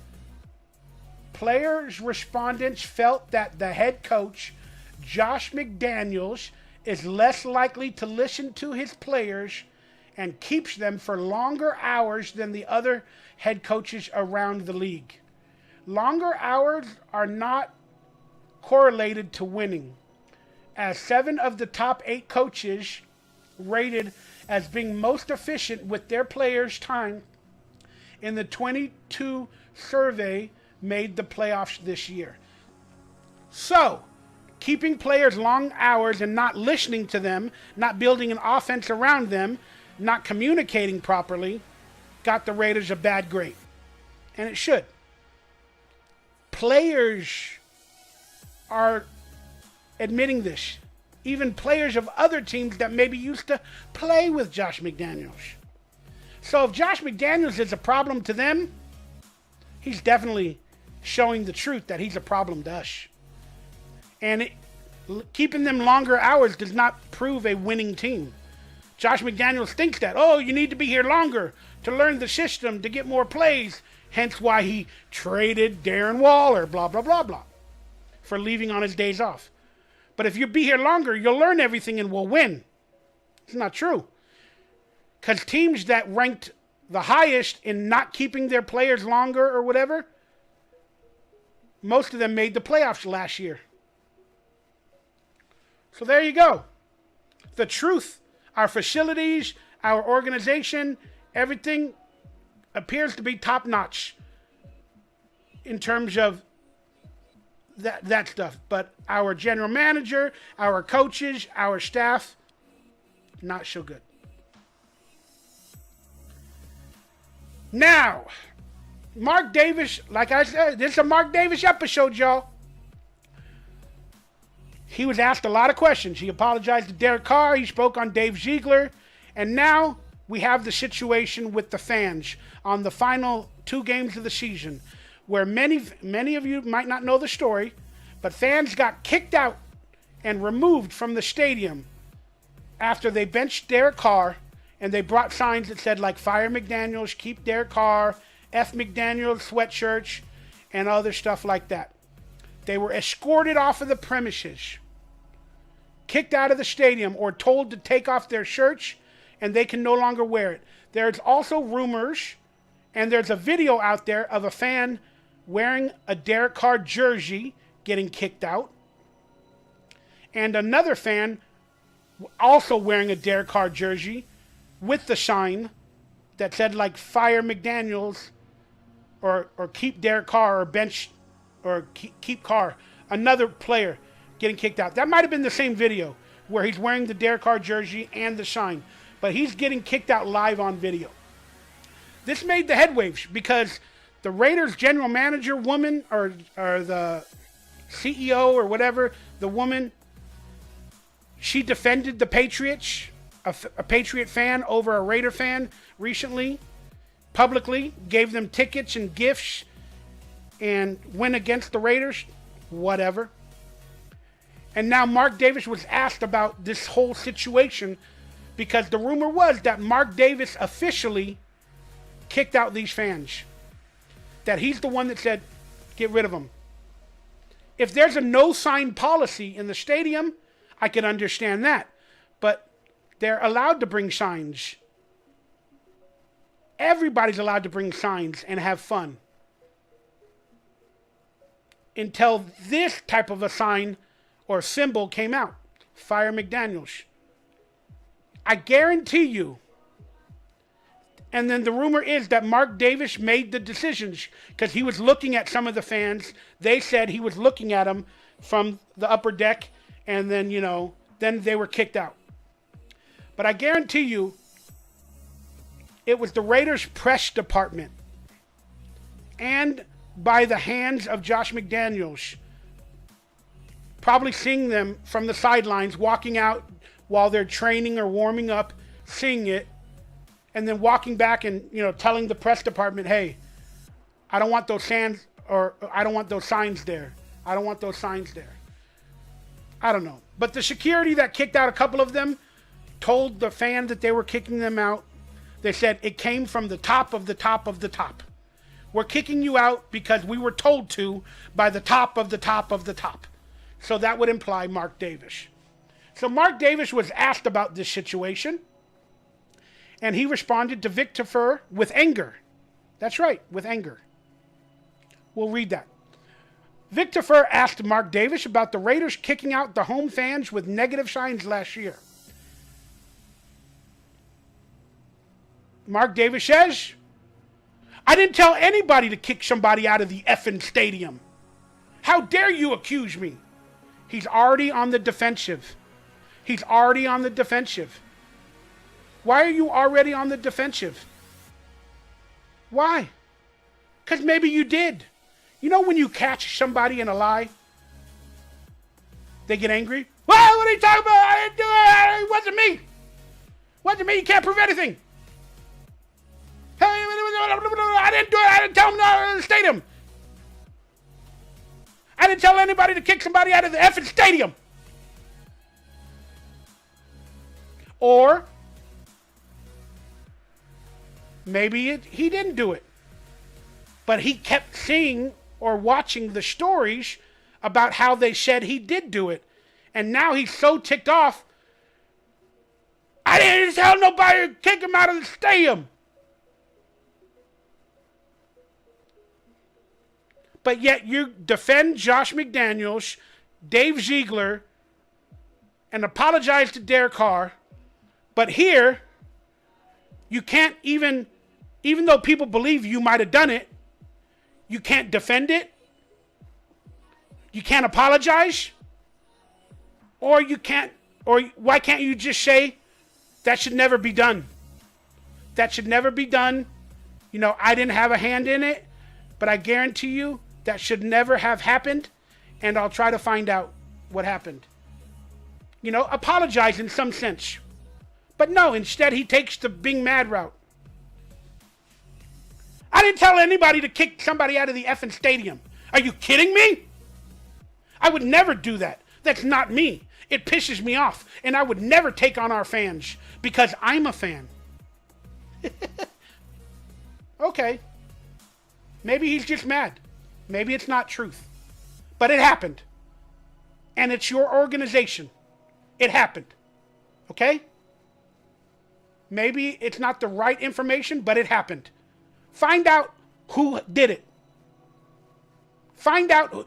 You've had all this time. And you haven't found out who did it to where you could publicly apologize. Or you don't have to give a name, but you could still publicly apologize. Why haven't you found out who did it after all this time, if it wasn't you?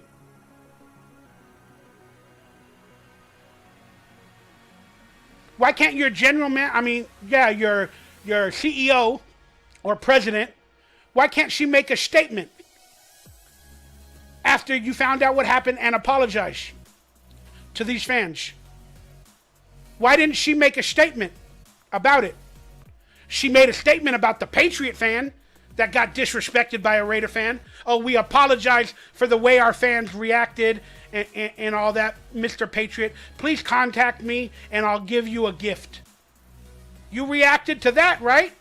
But you can't react or apologize as a president to these fans? Mark Davis, force her to apologize. She apologized to the Patriot people. So, with a follow-up of what Mark Davis is talking about, did Mark Davis follow up and find out what happened? Vic Tafur is asking the question to him. Why didn't you follow up, find out what happened? So, he asked Mark Davis that. Mark Davis responded with, I tried to get former running back and vice president Marcel Reese to find out about it, And there was a lot of this. Points his fingers in opposite directions. I tried to talk to, the vice president that I fired, and there was a lot of this. Why don't you talk to the president? And why'd you fire Marcel Reese? Did you fire Marcel? Do you really think Marcel Reese ordered this? Do you really think Marcel Reese, he might be the scapegoat. Later on, Mark Davis can say, I fired Marcel Reese because he was the one with Signgate. Fan Signgate. Marcel Reese did it. That's why he was fired. Do you believe it was Marcel Reese? No. I tried to get former running back and vice president Marcel Reese to find out about it, and there was a lot of this.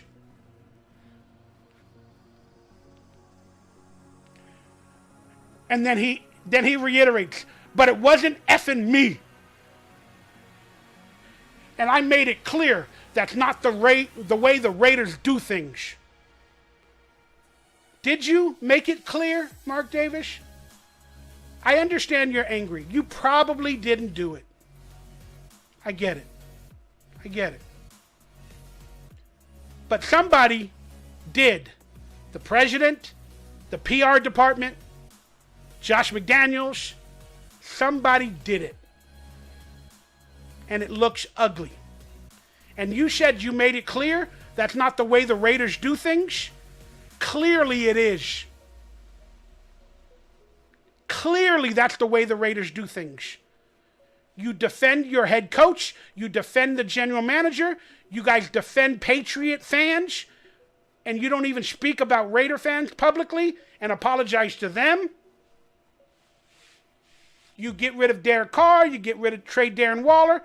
That's clearly the way the Raiders do things nowadays. Then you place the blame on Ziegler, and they do what they do. Somebody take accountability. Somebody become the head of this organization. Somebody do something right with empathy, love, and respect. Somebody, anybody, tell me.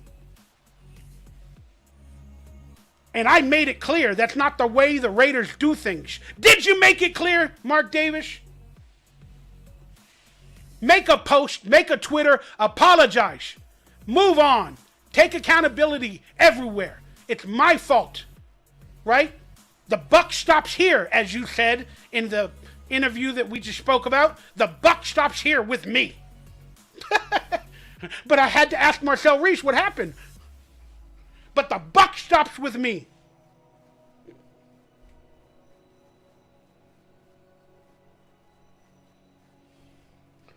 And then a lot of you guys get mad that Derek Carr took accountability. Put the blame on me. Our owner of the team cannot even do that publicly. Yeah, he tells Derek Carr, but publicly he defends everybody. And then he says, well, it's not my job. I know what I don't know. He doesn't take any accountability. Nobody does. Derek Carr did. And that's something that I miss from this organization. Woo! Woo! Woo! Woo! Mikey Raider getting ranted up. All right, everybody. We're going to come back. We're going to take your questions. And then we're going to get into my mock draft. And if you want to know how to become a real Raider, from my perspective, stick around. And I'm going to tell you the 5 ways to become a real Raider. A lot of you say, I'm not even a real Raider fan. I'm not even a real Raider channel. Blah, blah, blah, blah, blah. I'm the best. I'm the realest Raider channel you have out there. Because I speak the truth. And I still love our family and our team, even while I'm talking shit. I'll be right back. We'll find out how to become a real Raider.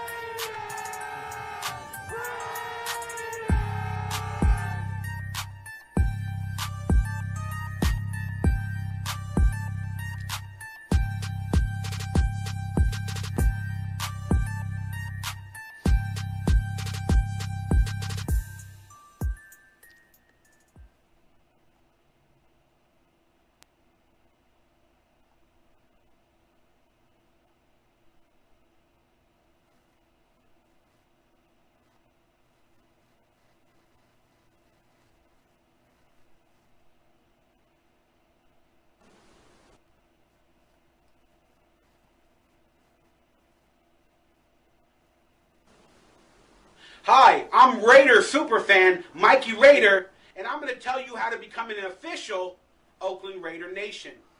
Many people walk up to me after seeing my show on YouTube and say, "Hey, Mikey Raider, we love you. Your show's funny. We like the Raiders. We really, really want to become a part of the Raiders. And we keep hearing you talk about the Raider Nation." What is the Raider Nation? Is it like a club? How do I join? Well, I'm here to tell you how. There's 5 steps to becoming an official Oakland Raider Nation. Step number 1, pray to Al Davis and ask him for his blessing to become an Oakland Raider fan. And the minute you feel like he's entered your body and stolen your soul and you get mad at everything, you finish step 1. Step 2, run to your nearest local Raider image store. That's right, I said run, because Raider Nation don't walk, we have speed. Okay, run to your local Raider image store and buy a classic throwback NFL jersey of the Oakland Raiders. That's right, I said classic and throwback and authentic. Basically spend money on the Oakland Raiders. Okay, the 3rd step to becoming an official Oakland Raider Nation is memorize and learn the autumn wind. You don't know what that is right now, but once you do, learn it forwards and backwards and sideways and upways and downways. Hey, we're not in Willy Wonka. Learn the autumn wind. Step number 4 to becoming an Oakland Raider, and this is a very tough one. Get a tattoo. Doesn't matter if you're a 2-year-old boy. You must get an Oakland Raider tattoo. Doesn't matter where you put it, on your body, on your butt, on your pinky. Get an Oakland Raider tattoo. It has to be silver and black. No colors. There's no colors in silver and black. It's silver and black. And the 5th step to becoming an official Oakland Raider Nation is you must take the commitments. That means with everything you do in life, with every single thing, smallest, biggest, whatever it is, you must be committed to excellence with every single thing. You also must have pride and poise with every single thing you do in life. And one important thing you must do in life, no matter what you're battling or what you're dealing with, you must, like Al Davis always said, just win, baby. Now you're an official Oakland Raider Nation. Congratulations. Woo! Woo! How many of you are official Raider Nations, as I just spoke about? I am. Sometimes I waver, but I am. And I showed you guys my tattoo. Yay! How many of you are officially a Raider Nation from my 5 steps? I hope a lot of you all. And that brings me to my question that I posed in a previous video, maybe a week or so ago. What is the Raider way? I'm questioning the Raider way. Because we got the Patriot way on the team. And did we ever have a Raider way? Was it ever established? And what is the Raider way from your perspective? A lot of people chimed in. I want to thank you guys for that. I still don't know what the Raider way is nowadays. Is the Raider way now the Patriot way? That's what it appears to be. But I still don't even know what the Patriot way is, because it ain't working. None of the former coaches that went to become a head coach has had a winning record or organization while leaving Bill Belichick. They haven't. Now that Tom Brady's gone, Bill Belichick ain't doing so great either. So, do you want that to be the Raiders' way? The former Patriot way that is no longer working without Tom Brady? I don't know. But I want to remember and I want to know what the Raider way is. To me, the Raider way is treating people with respect, building a foundation through free agency of veteran players, but drafting better. And then letting those teams stay on our roster and building a team that way. And people say, that's exactly what they're trying to do, Mikey. I don't know. They keep getting rid of foundational players for our team. They keep getting rid of foundational players and coaches. Nobody can build within the system.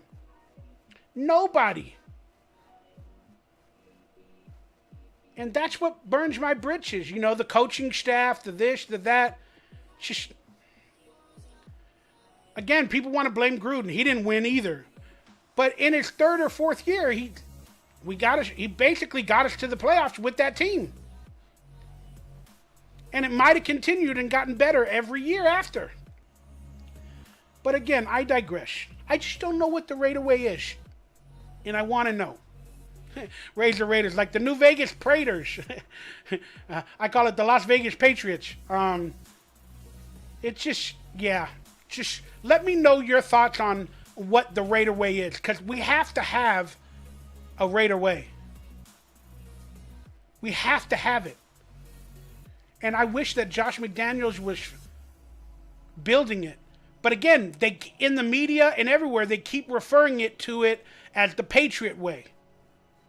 Oh, they're trying to bring the Patriot way to the Raiders. They're trying to bring the Patriot way to the Raiders. No. No. Build a Raider way. Build a Raider way. Even with Josh McDaniels. But take everything and place in the Raiders into your game plan. Place in the players to your game plan, to your skill set. We just spoke about Josh McDaniels and Mark Davis and these excuses. Oh, they don't know what they're doing. They know how to build it, but they don't know how they're going to. They have no clue. They have no clue. And the minute Josh McDaniels wanted to take this job, he should have had the Raider way already built in his head from beyond the Patriot way. And he didn't. He did not. Now they're flying by the seat of their pants. They're guessing every day, every year, every month. They're just, I don't know, let's see what we do today. Let's sign these players. I think they'll be good on a one-year contract. I think they'll be good. Wow. Take a step back. Figure out a plan. Implement it. That should have been done in year one, on day one. And you should have publicly spoke about the Raider way. Not just saying, oh, I want to build a winning organization. I want to build a franchise, a dynasty. How you going to do it? How you going to do it? I don't think you're doing it well. And I don't think you have a plan. But let me know your guys' thoughts on what the real Raider way is. I'd really appreciate that. And in response to my questions about some people talking about what the Raider way is, this content creator made this post. And it really, really irked me. They call themselves a Raider Nation. They call themselves a real Raider. They're a Derek Carr hater. And they're supposedly positive for the organization. And they're a big-time content creator. I blocked out the name and the info. Try to respect as much as I can. But this really, really irked me. So, they wrote, say it again for the MFers in the back, Raider Nation. He's basically, he or she, is basically agreeing with whatever the undertweet was.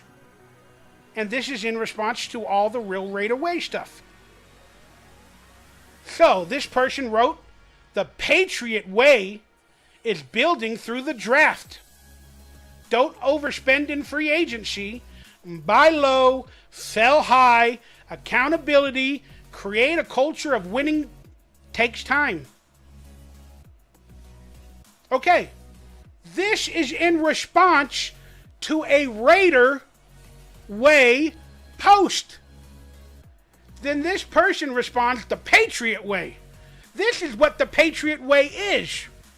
Then the Raider fan responds by, say it again to the MFers in the back if you can't hear him. That's the way. That's the Raider way. But they said Patriot way.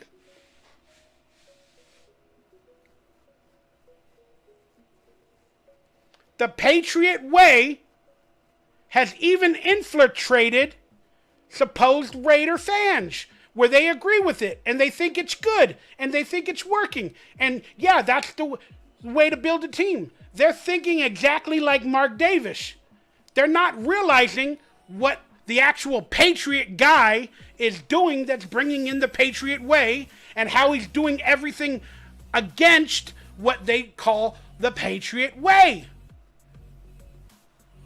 So for a Raider content creator to agree with this statement, to publicly tell everybody out, listen, that's the way, they're basically saying, I don't like the Raider Way. We have no Raider Way, so I want the Patriot Way. But I'll disguise it as the Raider Way. Boggles my mind. Boggles my mind. I'm going to call you a Patriot Nation. There's only one nation. All right, but the Patriot Way is building through the draft. Okay. A lot of people agreed with him. Yeah, you're exactly right. That's the way the Raiders are going to do it. That's the way they're doing it. Accountability. Getting rid of Derek Carr, blah, blah, blah, blah. Creating a culture of winning takes time. Couldn't they have started this in year one? Buy low. Yeah, we got all these players on one-year deals. Sell high. Did we get a lot of trade value for Derek Carr? Did we get a lot of value for him? No. Nothing. It ended up costing us money. Did we get a lot of value for Darren Waller? Not really. So did we really buy low and sell high? Accountability. By you pissing off players like Josh Jacobs and everybody, publicly dismantling Darren Waller, Derek Carr narratives, whatever, is that accountability? Getting the worst grade in terms of our coaches and our staff, is that accountability? All right, so I'm just sharing with you guys why that was a ridiculous post by an actual Raider content creator. Just ridiculous. Agreeing with that BS. And then Aaron Rodriguez wrote, in agreement to that post that I think I just mentioned, I'm right there with you. There's no culture. The Raiders are like America, living off the glory years of wars we won in the past, but using that glory as propaganda as a way to sell the current product. I agree with that statement. That's what they did when they were leaving Oakland to get the stadium. They're no longer living off the past. I don't see any post about Tim Brown or videos or interviews in the new stadium. Everything is the Patriot Way. It's Josh McDaniels. It's defending Josh McDaniels. That's the culture they're building. They're building against the former Raider culture with a Patriot culture. Again, do you guys understand the difference? I know we all want the dynasty that the Patriots had. But why can't we do it our way? People saying they are doing it. This is why they're doing it, Mike. They're not doing it well. And it shows. The real people see the truth. There is a culture for the Raiders. There is a culture. But Josh McDaniels and Mark Davis are not tapping into it. They are not tapping into it. They're disrespecting, defending, and on the defensive with everything. They don't I'm sad to say the actual owner does not understand the culture of the Raiders. They don't. They don't. And then Vixie responds, yes, they have. Mark Davis was always an embarrassment to Al Davis. And now he has made the Raiders a mockery in their own stadium.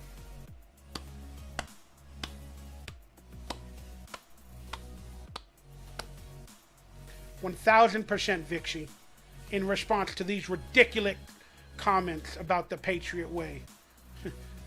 But they call it the Raider Way. They're bringing in a good Raider Way. Hey. And that's when I called out the Raider Nation Challenge. I called out content creators to explain you know, how they became a Raider Nation and their love for the Raider Nation. Not the team, not the organization, for the family, the Raider Nation. And I called out a bunch of people. Not everybody responded. Not everybody's done one. Some quality people that I thought would have taken this challenge on to make a video have not done it. And it saddens me. Maybe I didn't realize they did it, or I haven't seen it and they did. If that's the case, I apologize. But Afakashi Raider took it on. Raider Critique took it on. Hammer Raider took it on. I posted on Twitter. But for the others, you know who you are. I'm really sad to say that. I wish you guys would take that on. Just make a good quality, positive video on, you know, how you became and your love for the Raider Nation. I was trying to bring back some positivity, man. I'm trying in my own way, you know. And a lot of fans responded on Twitter and in the video below, so I want to thank you. I want to thank you again. So I'm calling everybody out. If you'd like to tell me how you became a Raider Nation in the forum below on Twitter, make a video, share it with me on social media, and I'd like to watch it and see it. I might make a video in the future of all the responses. I might put it all together in one video where everybody can watch their responses. So if you want to get in on that, make a video, share it with me, and let me know. Just a quick reminder, I do have merchandise available, Raider Central Live merchandise. Please pick some up. Consider hitting that thumbs up, that like, that subscribe button, and consider becoming a member for exclusive content. I'm trying to make a living, trying to do this as my job, and I would appreciate the support and the love, which I know you guys will give, and I appreciate you. All information and links are down below to donate, super chat, whatever you want to do, become a member. I'd appreciate it. Pick up some merchandise. Thank you guys very, very much. All right, y'all. Let's come right back. Then we're getting into the mock draft, and we're going to have some fan questions while we get on out of here. I'll be right back in 2 and 2.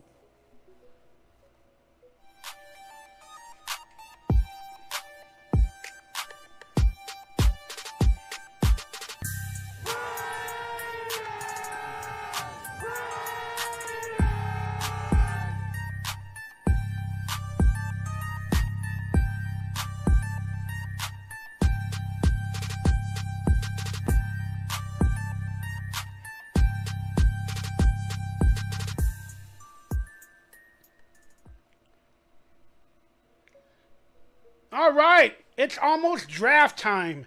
And with the addition of 12 draft picks, I believe, for our Raiders, we have the possibility of doing something good and building for the future. Even though I think they're going about it the wrong way, I do not like the Patriot way, as we've spoken about many times on the show. But I do love the aspect of trying again, because that's what I'm doing in my life. When I get depressed and I lose it and I disappear, I have to just wake up and try again. So we got the draft coming up. Now let's look at our draft picks. We have 12 draft picks in this year's draft. Oh, that's because, you know, Josh McDaniels doing such a great job. Relax. It's the Patriot way. All these draft picks, it's the Patriot way. Okay, well, let's hope they do something with them, okay? The Raiders got 12 draft picks. In round 1, pick 7. Round 2, 38. Round 3, 70. Round 3, 100. So they got 4 picks in the top 100. Round 4, 109. Round 5, 141. Round 5, 174. 144. Round 6. Yeah, you guys can read it on screen. Okay?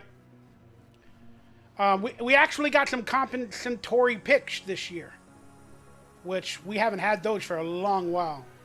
And then the needs. We have every need in the book. But I put my top needs, from my perspective, they're not in any particular order, but they kind of are. But I don't know. I didn't really put them in an order. But I believe we need defensive linemen, quarterback, tight end, cornerback, offensive lineman, safety, and linebacker. If I put them in an exact order, I would definitely stick with the defensive lineman, probably first over a quarterback, because we got Jimmy G. But I know a quarterback would be a coveted need for the future. I do get that. I heard in next year's draft is a better quarterback draft. But I do understand quarterback and defensive lineman could be the top need, for this team. But I would prefer defensive lineman. Quarterback, tight end, we definitely have a need in with these old players. They're like on 1-year deals, so we need a tight end. Cornerback, we need backfield. We need a cornerback. We need a shutdown corner. That should be higher. Again, there's so many big needs. Offensive linemen we could use. Safety we could use. And we definitely need linebackers. So many needs, man. So many needs. What's up, Todd Clements? And Frost, thank you guys. And Melkabizis and Vanessa. Love y'all. Thank y'all for chiming in. Yeah, what do you think the Raiders' top 3 needs are? Post it in the chat room. The Raiders' top 3. Oh, this is a subscriber-only chat. So become a subscriber and you could chat. And if you got any money left over, super chat me. Shoot, I ain't too proud to beg. Or become a member. That helps too. So those are the needs for the Raiders, okay? And then these are players that have been reported that the Raiders are coveting, meaning they're taking meetings with them at the combine, or they're going to pro days or stuff like that, or taking dinners with these players. Israel Abanka, Alex Austin, cornerback, running back, Anthony Bradford, tackle, cornerback, Julius Branch, Jalen Duncan, offensive tackle, Hayner, quarterback, Xavier Hutchinson, wide receiver, Tanner McGee, quarterback, Marvin Mims, Oklahoma, wide receiver, Anthony Richardson, quarterback, Eli Ricks, cornerback, Kelly Ringo, cornerback, CJ Stroud, quarterback, Jalen Wayne, wide receiver, Tyree Williams, defensive end, Byron Young, defensive tackle. Okay? I would not be surprised if 2 or 3 of the players on this list actually become Raiders. Okay? So expect 2 or 3 of these players listed to be Raiders. I believe that to be fact, and I think it will happen. And I'm going to be honest with you. I did a couple of mock drafts earlier that we're going to see right now, my mock draft 1.0, and all of these names were available like at the various positions that the Raiders draft in. So did the Raiders coaching staff, because in my opinion they're stupid, did the general manager, because he's stupid, did they do mock drafts and then write down the names of the players they think will be available and then go visit them, where they did it on a computer on a mock draft instead of talking to their staff or their scouts? All of these names were on my list at various positions during the mock draft that we're going to talk about. So in a conspiracy sort of way, the general manager of the Raiders and the head coach are doing mock drafts and writing down players. Oh, that looks good. He'll possibly be available according to this mock draft. So let's have dinner with him. Let's talk to him. Instead of picking players for the Patriot way. I mean the Patriot Raider way. I mean the Raider way. Ridiculous.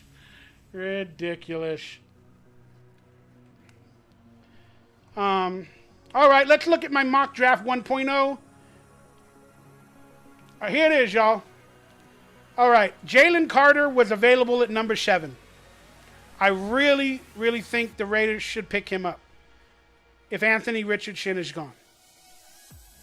I think they're coveting Richardson a lot. I think they want him for the future. But I'm going to be honest with you guys. I don't understand why they brought on Jimmy G if they know they're going to draft a quarterback.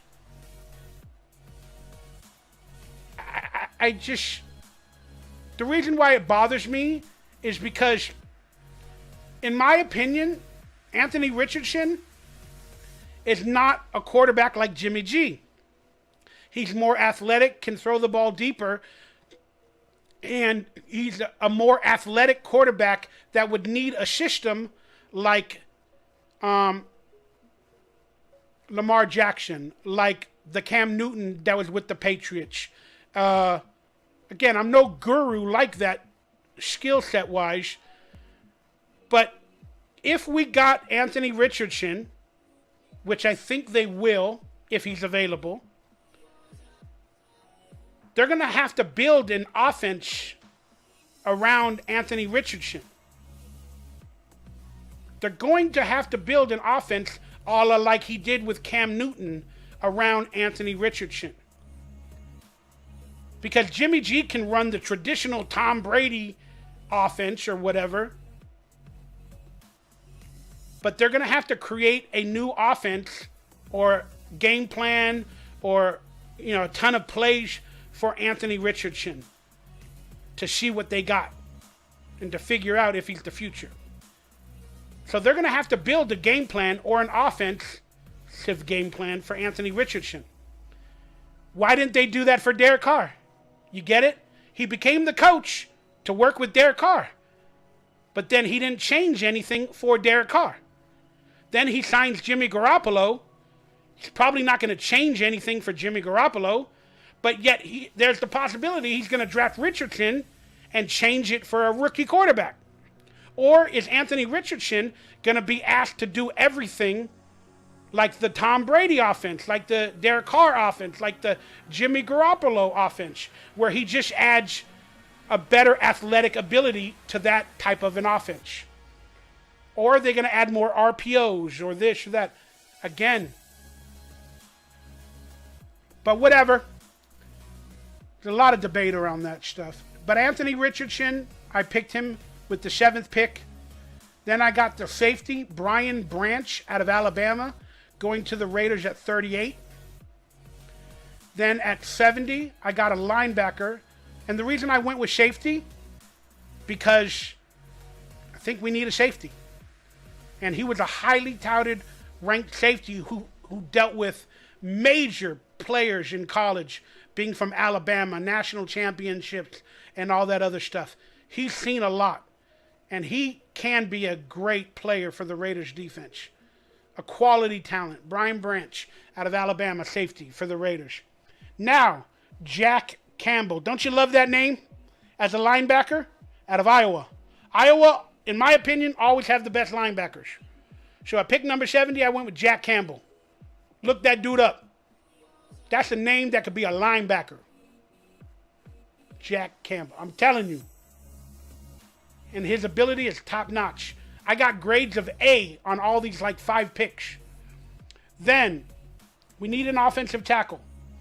Out of BYU, a good quality, intelligent school. Brigham Young University. Intelligent school, good education, good mental abilities. Picked up an offensive tackle, a right tackle, that can play both. Guard and tackle. Blake Freeland. You have to have the big mental ability to be on offense, especially in Josh McDaniels' offense. Then I got Andre Carter, the 2nd. Big name edge rusher out of Army. Kind of in the Khalil Mack vein, where he's out of a small school, but he's the best quality talent that has major upside. Andre Carter, the 2nd. Edge rusher at 109 to complement Crosby, Chandler Jones, and whoever else. Then, name that was on the list of Raider visits that we just spoke about. 141, Xavier Hutchinson, wide receiver out of Iowa State. He's on their list, and they've been getting wide receivers on 1-year deals. Slot wide receivers, blah, blah, blah, blah, blah, blah, because I believe Hunter Renfro's gone. Probably during the draft, before the draft, or even after the draft. Why not pick yourself up a vaunted rookie wide receiver that you were coveting, that we just spoke about? Xavier Hutchinson. 144, inside offensive lineman out of Notre Dame, another mental school in Jarrett Patterson. Cameron Mitchell now on defense out of Northwestern, the best cornerback in that division out of Northwestern, Cameron Mitchell. Now we got a safety and a cornerback to solidify our backfield. Now, tight end out of Miami, one of the top 5 tight ends out of Miami. Great blocker.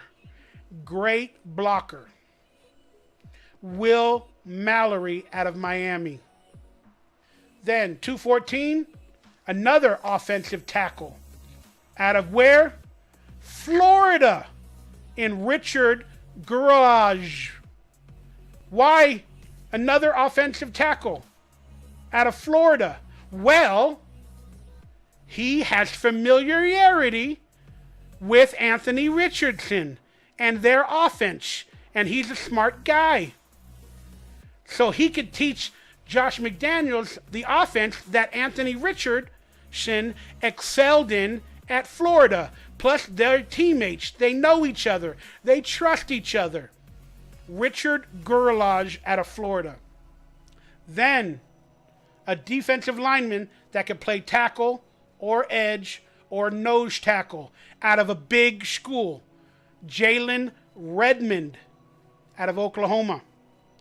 Then, to round out the entire draft, I went and doubled down, tripled down on a player in the backfield in Anthony Johnson, cornerback out of Virginia.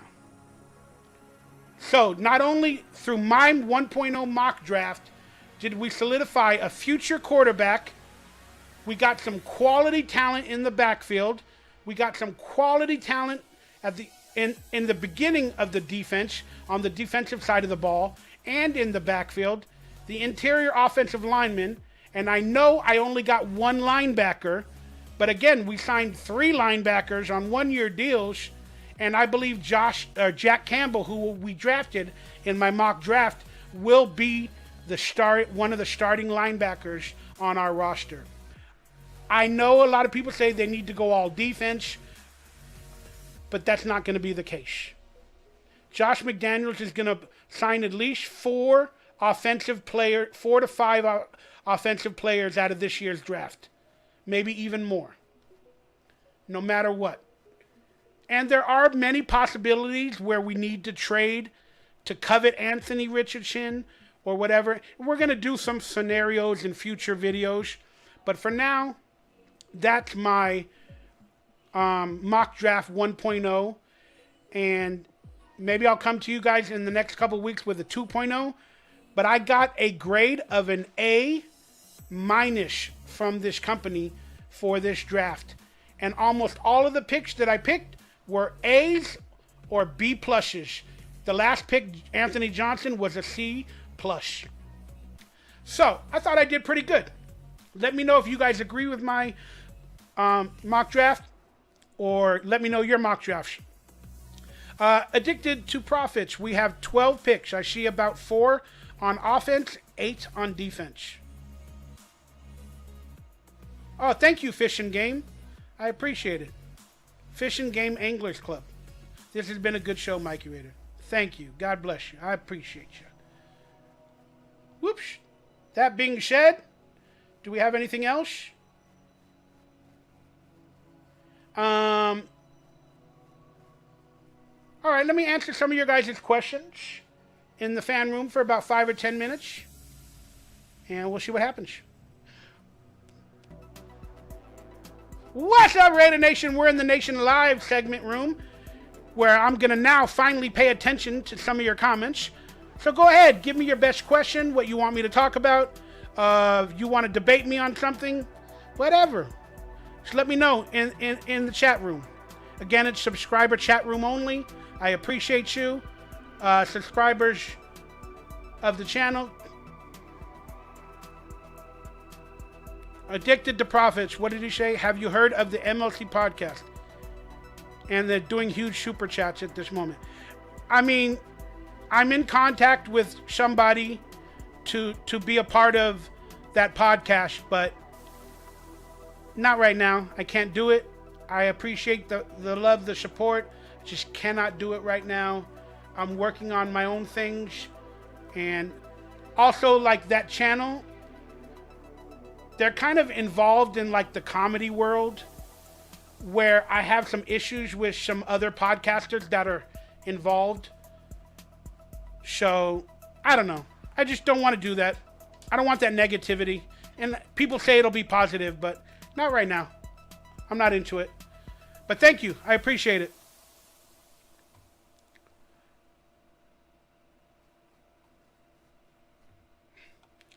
Again, if I go on their show, they get big super chats, not me. You get it? I'm trying to get the super chats for me, not for them. Plus, to be honest with you, I ask, when I do podcasts, I ask them to pay me, to be quite honest with you.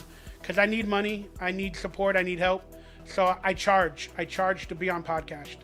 So it's like $250.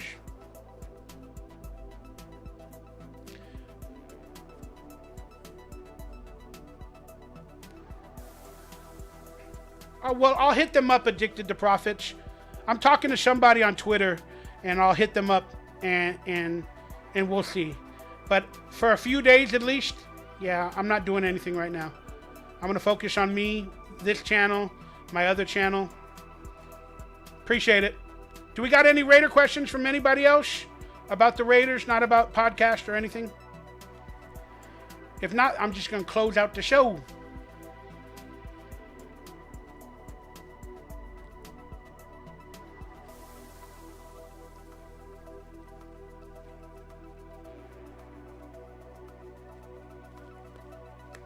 Ooh, it's 2.5 hours. My goodness. I got to get going. All right, we're going to close out the show, y'all. I don't really see anything. Thank you, Raider Poppy. I don't see any questions about Raiders or this or that. Thank you, Addicted to Profits. Again, thank you for being a friend and a fan, and I appreciate your empathy, and thank you for telling me about the MCL podcast, but I gotta do some personal stuff right now. My only comment is Renfrow won't be traded. He is $18 million in dead money.